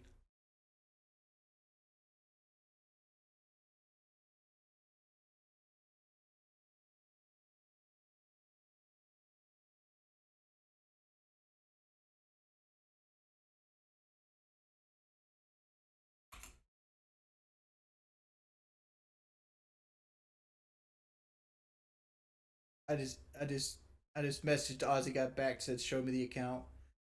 Does he respond with you want to try me for cyberbullying and stealing? Try me, fat bitch. Invite me on stream. Let's talk. I'll make you beg for forgiveness. Sounds like a good time.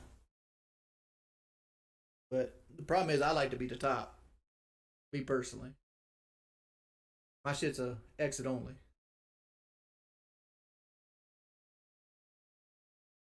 I mean, as far as I know, your name could be a character limit thing. Who knows?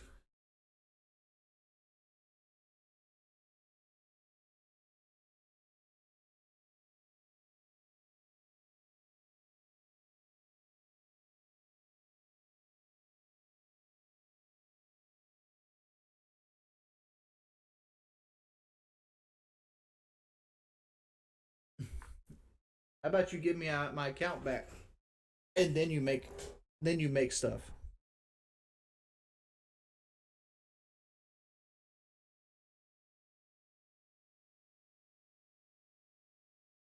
Because I know for a fact, I get you on any kind of stream, you're just gonna be like in this, in that. You're gonna say things, and then you're gonna go try and get my YouTube banned because of it. That's what I know.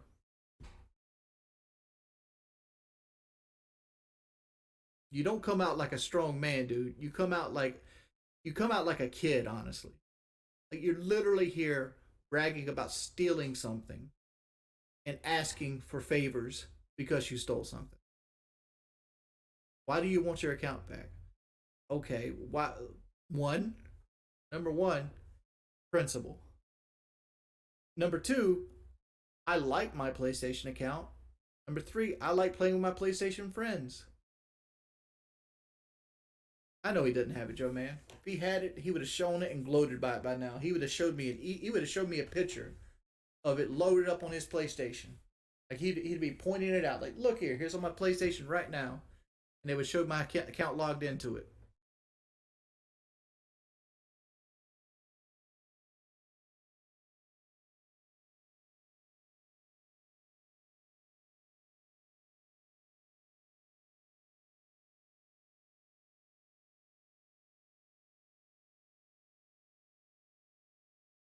He responded with, "You making threats of legal action? Question mark? Question mark? Question mark? Question mark? I would beat the shit out of you. Try legal action. I'm daring you. I can't wait to see you in person and unleash the beast on you. I won't say anything bad on stream. We will have a normal talk."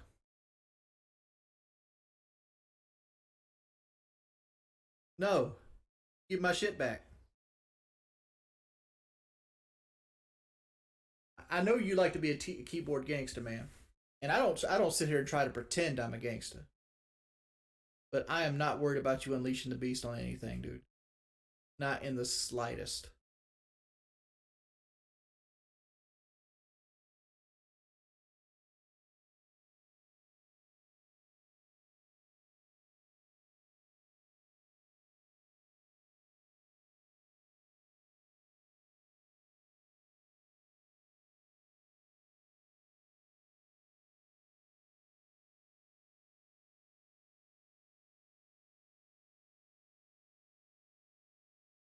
Am I doing this for content? Pretty much. I'm entertaining this because like this is better than me sitting here trying to figure out what to do for stream. It was like I don't fucking know. Like this guy's fucking sad. It's almost interesting how sad this guy is.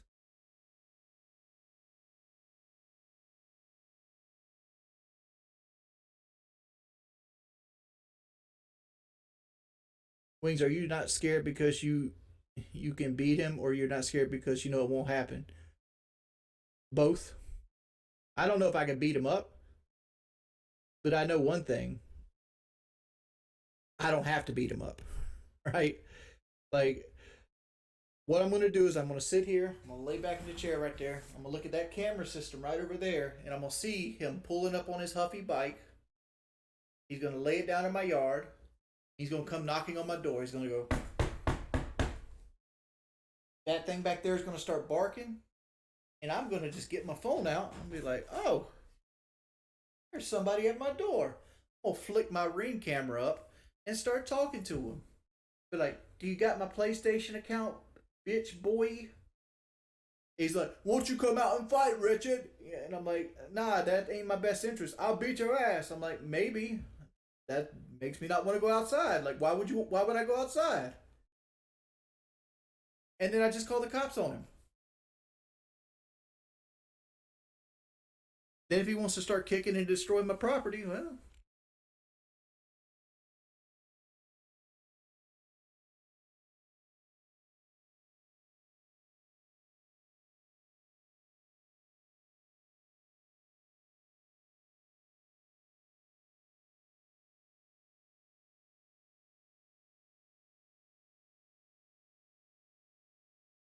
I'm losing my mind. The Conway coward. It's not about that. I'm not interested in fighting anybody. I'm not interested in physically assaulting anybody. I'm not interested in any physical confrontation with you. What I am interested in is you giving me my shit back because it's mine. And stop being a bitch.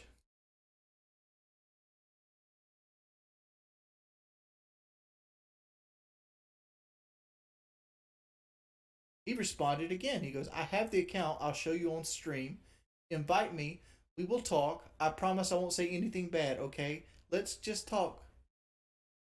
Oh, he's begging me to talk to him. You know, how much money should I ask for? Because he sounds like he's willing to pay money to talk to me.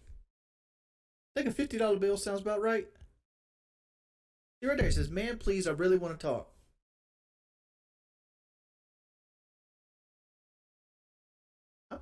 I think so. I think a $50 bill might make me more chatty. But I don't want anybody's $50 bill. I want your $50 bill, Aussie guy. I want some of that Aussie guy money.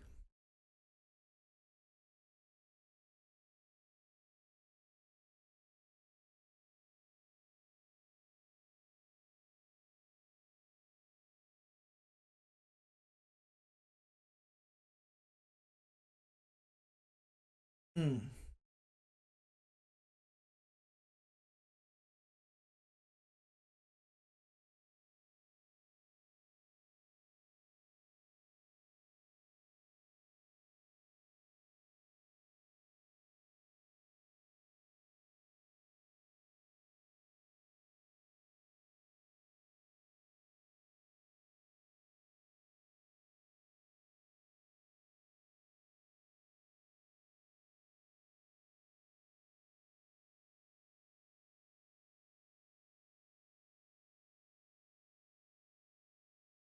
Paul, you seem like you like to stir the pot a lot, dude.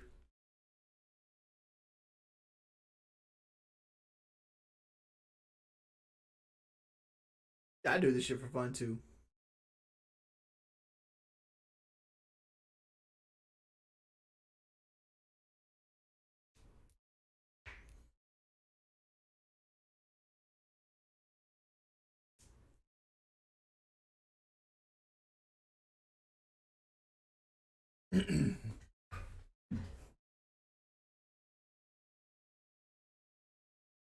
Aussie Crusader. He's probably getting stacked into this. Oh, you got to talk to me in email. You can't talk to me in chat. Like you're not banned. You realize this, right? He responded with two responses, both 1 minute apart. Well, actually, 2 minutes apart. At 1:52 p.m., he responds, "Why are you scared? I'm not paying you any money. Quit being a bitch." And then he responds, "Why are you acting like such a beta uh, cuck to several? Are you scared to talk to me? You want drama? Let's be talk. I'll be civil. I know you won't talk because you're a fat bitch with no balls." Yes, I'm the one that's afraid of talking to you. The guy who literally went in last night and spent 40 minutes talking to like 10 people that wanted to make me look bad as humanly possible. Then I followed that up by talking to DJ Keemstar and Tipster, two drama guys, in the same call. No, motherfucker, give me my account back.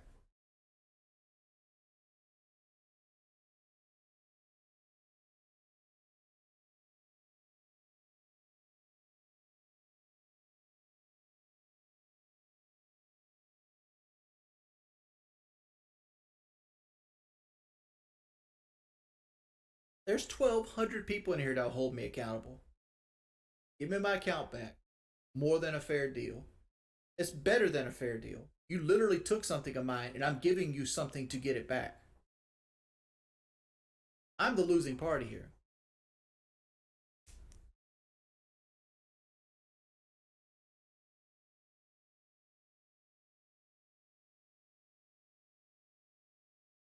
Yeah, it's being held hostage, man.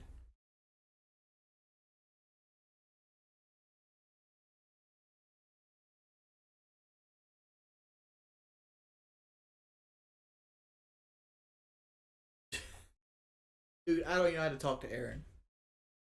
Like, I have no way of talking to Aaron. And Kelly is at work until like midnight tonight.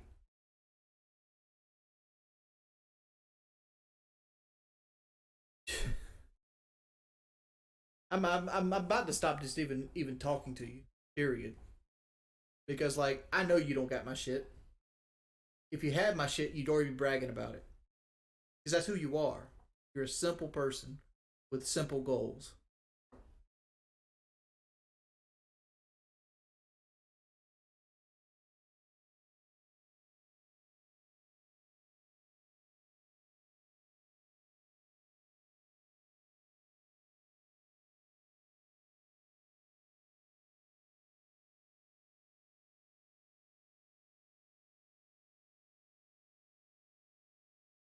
There's no reason to talk to PlayStation Port. Just the PlayStation Port's eyes, it looks like I changed my shit.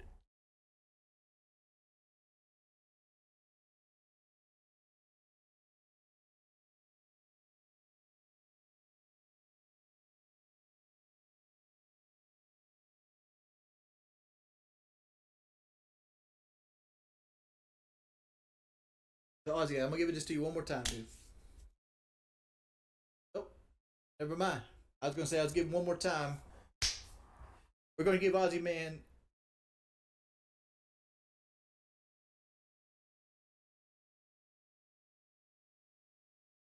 the fan account.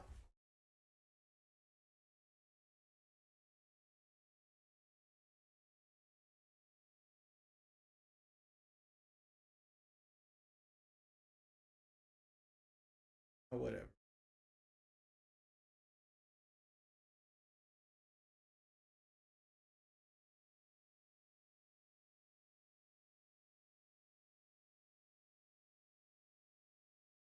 I'm gonna give it this way. I'm gonna give you another 10 minutes to prove you have my account, and or give it back.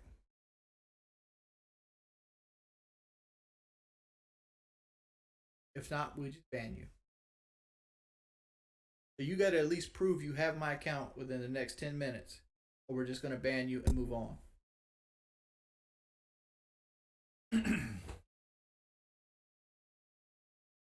Hey Siri, set a timer for 10 minutes.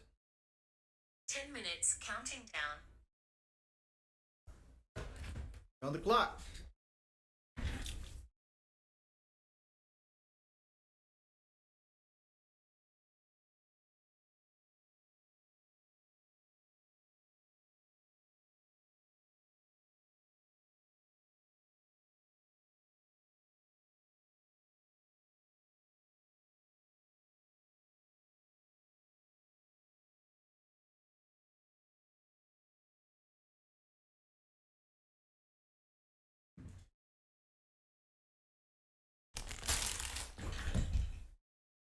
Oh, had to go get the gamers breakfast. Big old bag of Doritos and a Mountain Dew while we wait to see my account.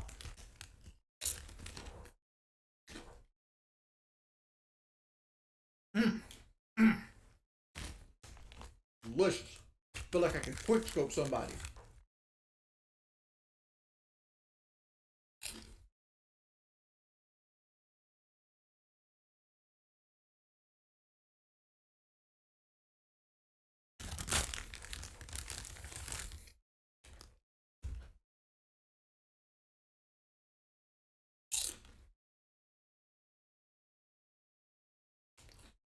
Shout out Lummox channel.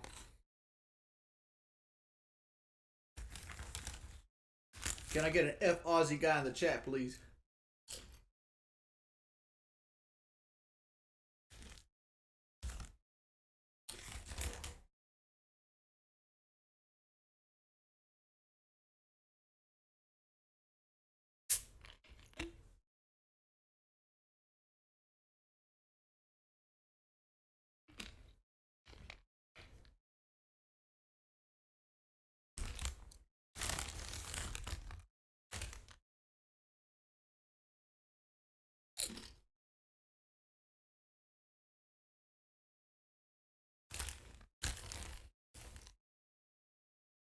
You feel like you answered the same questions? Fuck yes, I do, Tar Pits.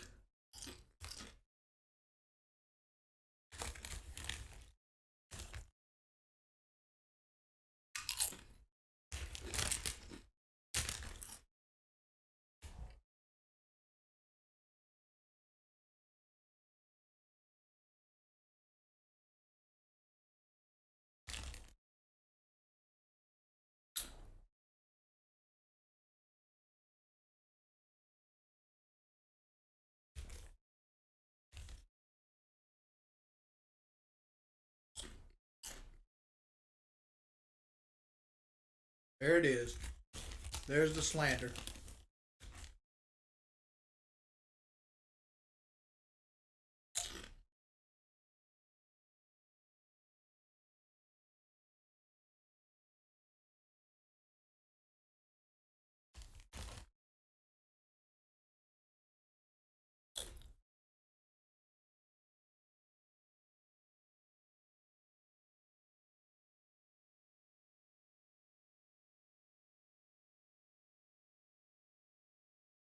Checking my email right now.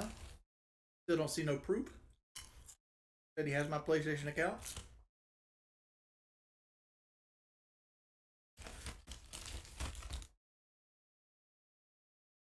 I know he wasn't.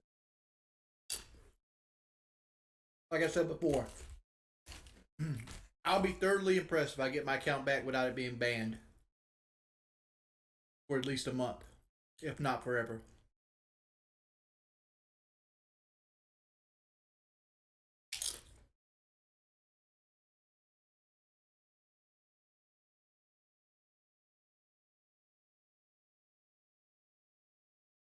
Because what he doesn't get is he's showing right now he has no integrity.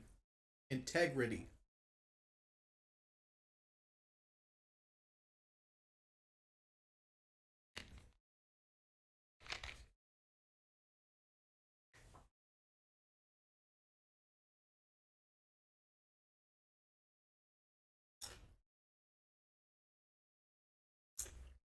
Most likely Aussie Crusader.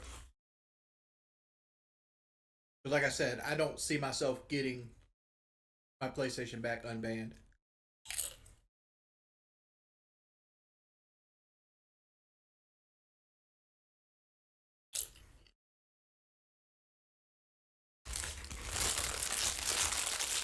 I'm gonna deep whip. Get the cheesy goodness. Nacho! Mm.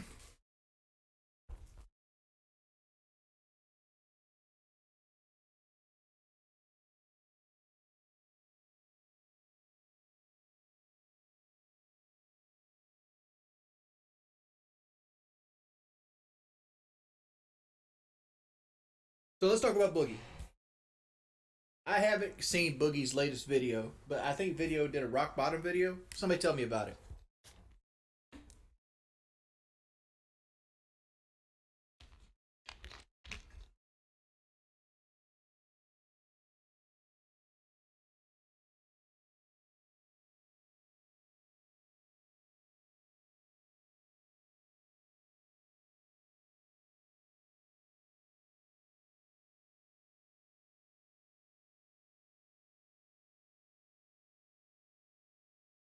What do you want to know? What I want to know is what the fucking video was about. All I seen was a screenshot from somebody else, not even on the video. Because I kind of quit following Boogie for a while, mainly because like all his videos were the same thing. Like it was all videos were just like my shit, right? Like my shit's the same fucking thing. I don't know why you guys follow me, honestly. I don't want to watch live, right? Well, I doubt Boogie would. Well, feel for him. I'm overweight too. All right, let's watch the new video. Let's watch the new Boogie video.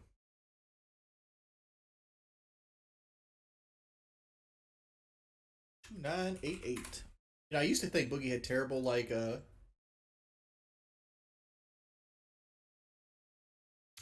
branding, but like now it's synonymous with him.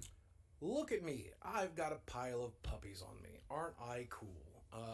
Yes, you are. A pile of puppies will always make you feel better. For those of you who haven't I love that met puppy. Leo, I like this that is puppy my right there. new dog, Leo. I want a puppy too. Bailey, come here, baby. Come here. Hi, guys. Today is a video to my old school fans, the people who've been with me for years. If you're not one of those people and you've clicked on this video for any other reason, bear with me. Stick to the end of the video. You'll probably be glad I got you a puppy did. too. It's got an uplifting message. And one I'd like to share with you guys today. First off, let me start off with the good. Because there's a lot of good in my life right now. I like his camera. Like, I don't know if this is lighting, but you see right above his hairline, like he has that orange in the middle, and it kind of like darkens up. I really like that. I like the baseboards of his room, and I think he's got really nice hair too. You know, I live in a nice house. I'll probably have to sell it one day, but I'm in it for now. And I've got a pile of puppies on me, and I'm so grateful, and I'm surrounded by people that love me, and I still have an audience, and I still have a voice here on YouTube, and I'm so grateful for that. So he might get to this in the video, but why does he got to sell his house? Because like Boogie said, he paid his house off. Haley, don't smell my Doritos. Don't smell my Doritos. Those are mine. Because he said he paid his house off when he bought it back in the day. And you know, I've got a quite the life history that I'm proud of. Got money in the bank, and I'm doing okay. Health-wise, I know I've seen this comment over and over and over again. Boogie, you're putting on weight again. No, I'm not. I've been between 380 and 395 for the last 5 years almost, since my surgery. Right? Since 6 months after my surgery. And I don't know why people think that, but the good news is I'm not putting on weight. Where I've always been.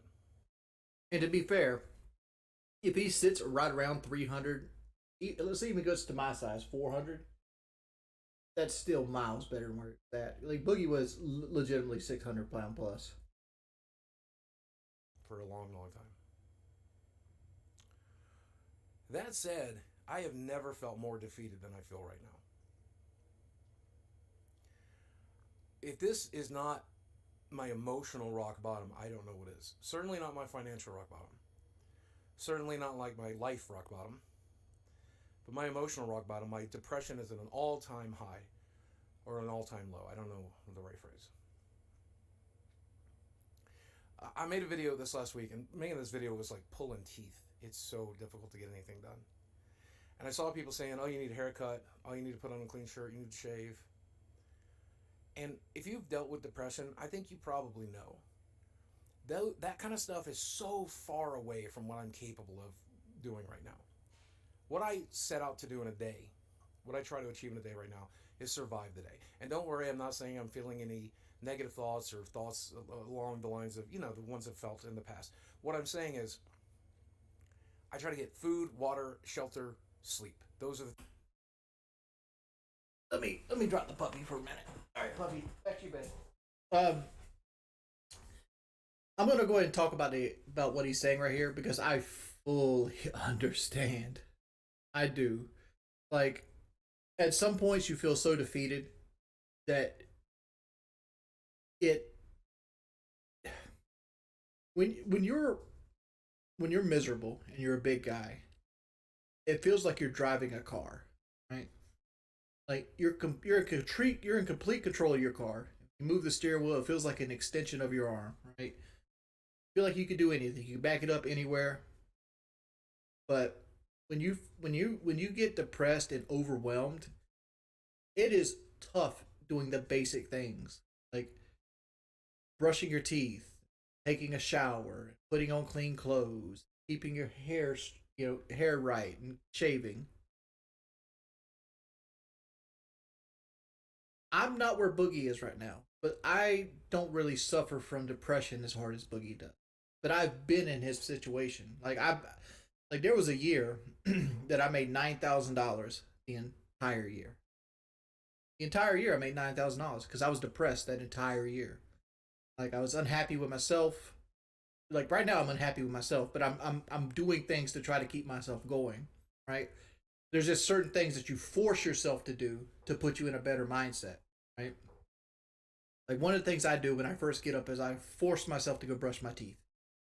Force it. I don't allow myself to do anything else until I brush my teeth. And the reason I do that is because it puts value back into me.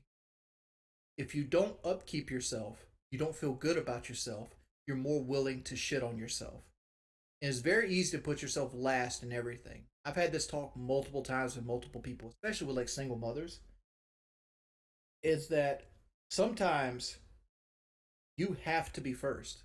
Like I always use the equation of, remember when an airplane's crashing, they tell you to secure your mask before securing the mask of your child?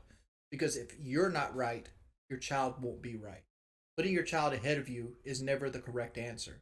You should lead by example, not give to them. And you got to treat yourself in that same mannerism, but it's hard.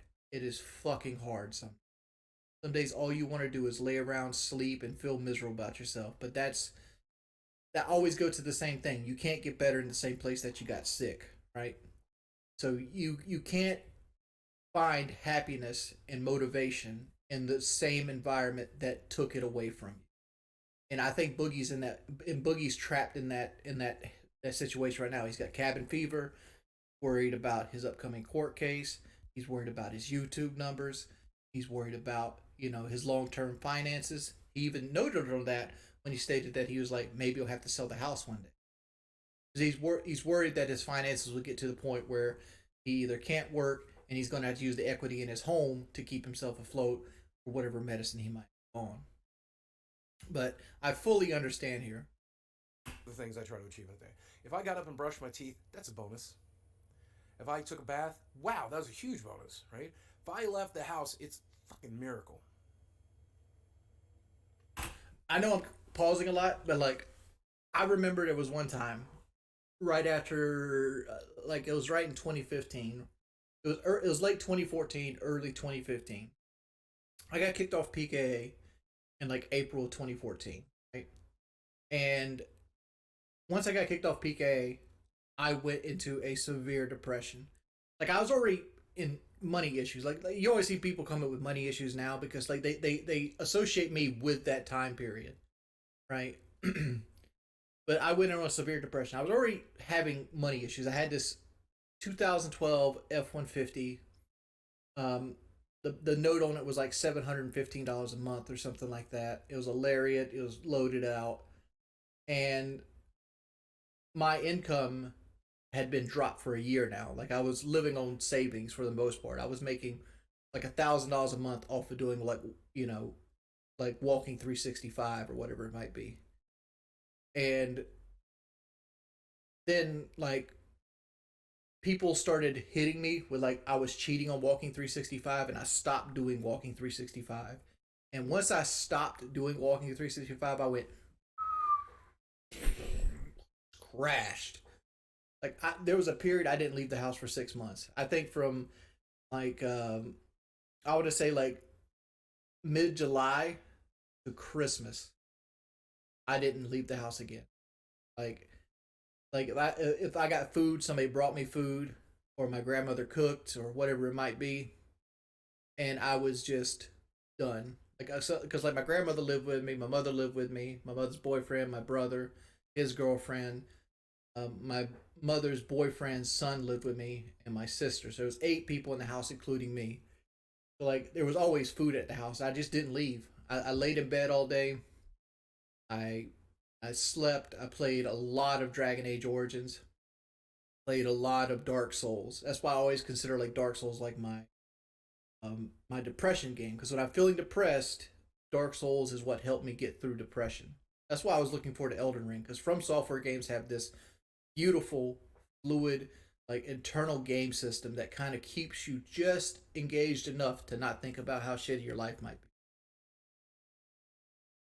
And I remember I had to go do something. It might have been blood work, whatever it might be. I had to do something out the house, and I got in my truck and I drove. And I remember driving to Myrtle Beach with my window down, and my arm was like hanging out the window, and I felt my skin getting that vitamin D and just crawling. It was such an odd feeling, and it's one of the things I feel like I'm privy to because I don't think everybody's had that same experience. If I return a few phone calls, I text people back. Miracle. Miracle. I think if you've dealt with pretty severe depression, you know what I'm talking about. I pretty much just sit in my chair until it's time to go sit in bed. And then I sit in bed until it's time to go sit in my chair. That's pretty much my life right now. Feel you, man. And it's been this way for a while, and let me explain why. Right? And at the end of the day, a lot of the things I'm about to describe are going to be very silly to a lot of people out there. Right? They're very serious issues to me, small issues to other people. And I get that. I can see the comments now, oh, you reek of privilege, which is fine, because I do. I get it. But first off, I have these legal problems that have still been haunting me. Let me ask the question: are me and Boogie friends? Me and Boogie are on talking terms, but we've never sat down and actually talked. If that makes sense, I've never had a one-on-one conversation with Boogie verbally, other than talking about things. Like the only time I've ever been one-on-one with Boogie was on one of his live streams, and it was in front of an audience. I've never actually sat down and talked to Boogie in a private setting, other than through text. So I would consider us more acquaintances than friends, but yeah. And it's so fascinating to me, people's opinions on that stuff and the misinformation that's spread around it. I see on Twitter every day, Boogie, I heard this, Boogie, I heard that. But it's not true. Like, the thing you heard is not true. Right? Like, it's so bizarre how that got twisted and tilted, and I don't even know what to do with it. I don't even know what to do with it. And I'm still awaiting that outcome, and I'll be awaiting it for some time still, I think. Somebody in the chat said Boogie was justified for firing a warning shot. That's incorrect. Here's the thing about warning shots. If you feel safe enough to fire a shot in the air to scare somebody off, you were safe enough not to use lethal force. That's the problem with warning shots, right? If you pull a gun on somebody, you need to do it with the intention of using it. Because pulling a gun, the act of a gun pointing at somebody is a warning shot, right? Because if you feel safe enough to not shoot the guy, you feel safe enough that he wasn't actually going to hurt you at that time. And a lawyer will win that in court every time. And having that axe above my head, not knowing, am I going to jail? Am I a felon? I don't know. I genuinely don't know how this is going to play out anymore. Never did. But having that float above me is hard, for sure. And if you've ever dealt with an anxiety disorder, you know what I'm talking about. Mm-hmm. Having to go to the grocery can be hard with an anxiety disorder. So having something like this floating above my head for almost 2 years now,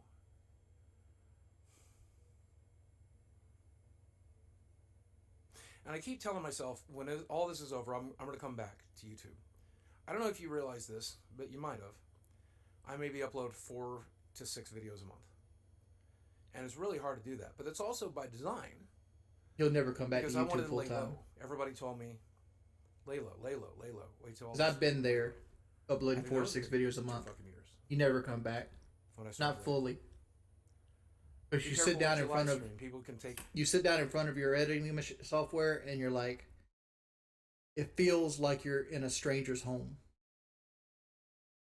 Like I remember I sat down and edited a video where it was the near me clip. Like the trolls tried to say I said some like I was trying to say a racial slur when I like stuttered saying near me. And I edited that and slowed it down, and so you could actually hear the words. And the and I remember sitting down in Sony Vegas and I'm like, I forgot how to do all this shit. Like I had to relearn the fucking software. Granted, it had been updated because like I'd used Sony Vegas like 13 forever. Now it's on 17. But like it's like, wow. I remember just feeling like a stranger. Take the things you say out of context. They do it all the time. So I live stream less, maybe 2 or 3 times a month, just enough to maintain my Twitch partnership, you know. And it's exhausting. It's exhausting because I want to be back. I want to be doing social media again. I want to be filming every day. I want to be posting every day. I don't know that I'm in the mental space to do it, but it would give me something to work towards, something to do. And now I don't know if when that's even going to be. And I'm grateful for the audience I have left, right? I'm so grateful for you. Thank you for clicking on this. Thank you for watching this. Thank you for watching my other videos. I've tried so many different things in the last year and a half. Maybe I want to make gaming videos. Maybe I want to do unboxing videos. They don't perform as well as the personal stuff. People seem to be interested in the personal stuff, but my hands are tied, so I can't really talk about the personal stuff as much as I would like. Some people really hate it when I talk about current events or drama, but I really like talking about this stuff, and a lot of people do like it. Those videos perform well, but then I'm afraid that the YouTube algorithm is going to shift in that direction. Sometimes I think I should be focusing on short form content, Instagram Reels, Facebook Reels, TikTok. Personal advice here: don't focus on the views. You're in your heart, your anxiety is going to tell you, "Hey, you got to get back to where you were." But that where you were took years to get there. It took Francis skits. It took YouTube algorithm changes. It took a lot of man hours to get where you were. And you're not going to get back there in a week's worth of good uploads. Not going to happen. It's not going to happen. Can it happen? Sure. But you also can win the lottery. You also can get struck by lightning. There's so many what ifs.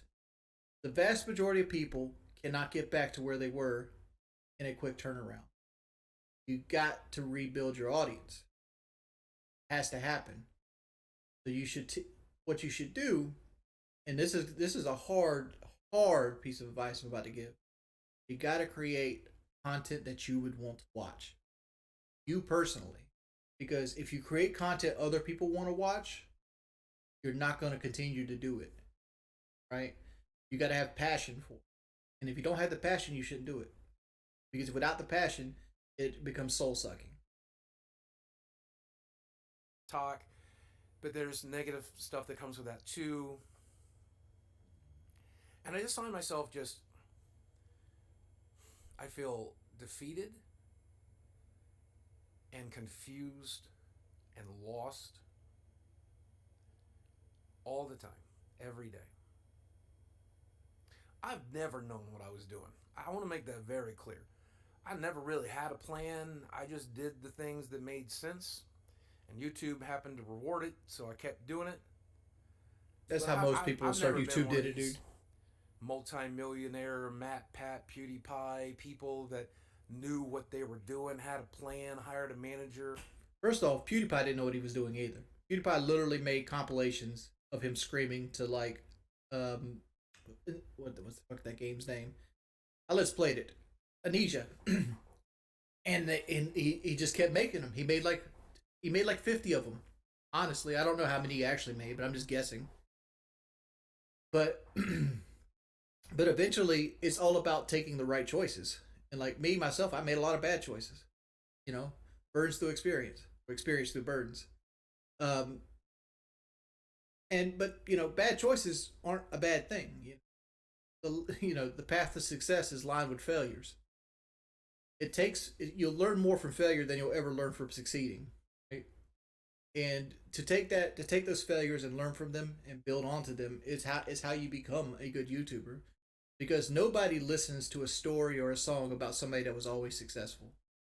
You make a story about a racehorse that wins every race with no competition, a couple people watch. It's got no drama, got no build up. It has nothing they can relate to. And like what you're gaining right now, Boogie, is you're gaining a valuable outlook of yourself, and you're gaining a valuable story that you can lead people with. You are a public face, and you have trials and tribulations that people are familiar with. Build on them. I've never had that. I've just had my broken, fevered brain trying to tell me what to do. And as we all know, based on even recent history, my brain doesn't know what to do most of the time and often makes very bad choices. Take, for example, my diet right now. People have said, Boogie. What's that you dog's should name? try I like losing that weight." dog. Man, I'm not trying at all. That black Well, dog with the you white defeated the fluff on him. surgery. No, I didn't. I know the other one's Sammy. Surgery's doing its job because right now, one of the very few things that brings me any comfort is to eat whatever the hell I want. So my brain says, eat a tub of frosting. I might. It says, order pizza for dinner. I do it. Because it's one of the few things that gets my brain to shut up for a while and stop with the anxiety and stop with the depression. And I can. You're saying Boogie is a horrible person. No. Again, there's people out there that break into people's homes and kill them for no more than to figure out what it feels like to kill people. That's what you call a bad person. Boogie is a flawed individual that makes mistakes. Boogie is not a person that is going to go out there and do MLMs. He's not the type of person that's going to go out there and, try to shit you. I would guarantee you, if you dropped $100 bill standing in line at McDonald's and Boogie was the guy behind you waiting for his turn, he would pick it up and hand it to you. That's not traits of a bad person.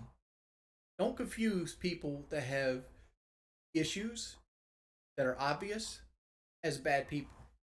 Like, people always want to harp on fat people because it's easy to see our flaws. Eat too fucking much. We don't do enough.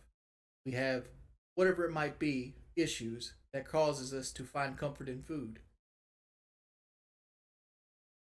But somebody that doesn't drink on the job, but drinks the entire time he's home, can hide the fact he's an alcoholic. Put on a show and I can eat my food, and for 30 minutes I feel like a person. So I do it. The fact that I'm not under 400 pounds isn't for trying. It's the fact that the surgery's doing its job. Can't eat more than I currently am. So therefore I can't put on weight. That's why I'm not over 400 pounds, thank God.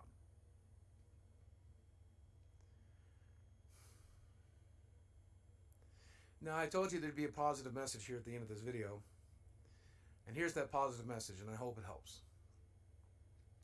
I've survived every bad day so far, so I know I'll survive the next one. Right? I've come this whole way, and I don't plan to quit. Right? As long as YouTube's around, I'll still be uploading videos here if I can. As long as TikTok exists, Facebook, Twitch, doesn't matter. I'm going to be trying my best to come back and film and do things. And when this legal problem is over, I hope to hit it full force.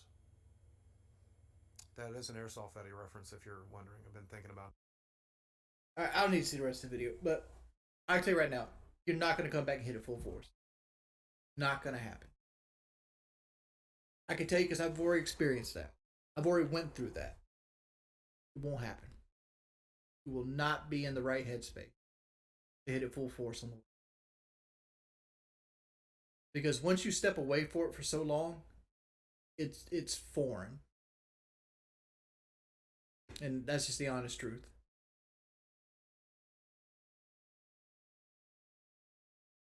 I had another point, but I forgot about it.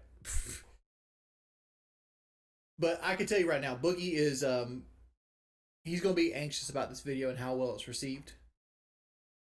And he shouldn't be, because this is a brave video to make. Because it bears yourself to out there. It shows everybody who you are in your head. And it's scary to be naked in front of people. And that's what Boogie essentially is here. He's admitting to his faults and his faults. And he's afraid of becoming who he is, which is a good thing. Or who he was. Because who he was a 600-pound man that probably would be dead by now. So he's in a way better situation than you. Even if you're going up, remember you're not here. You can always take a Yui. And also remember, weight doesn't determine who you are. When you love yourself, you start doing things for yourself, you'll feel better. Take that shower. Brush those teeth.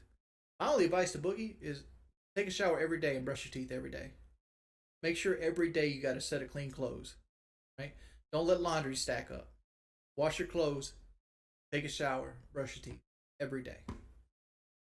You don't do anything else that day. If you eat like shit, you eat a piece of pizza or eat a whole fucking pizza, as far as I give a fuck, right? Fine. As long as you did those 3 things. Right? That's your baseline. Do those 3 things. Wash your clothes, brush your teeth, take a shower every day. And build on it from there. Don't take your life and put all these expectations. Don't even think about where YouTube's going to be or how hard you're going to get it, because if you do that, you'll give up. Because when you have a task that's too large, you'll never complete it. But that's my opinion on Boogie's video. That's all I got there. All I got for you. I disagree. I do not believe Boogie's evil. I've spoken with him enough times. I'm no actual evil people. No, Aussie guy. You still didn't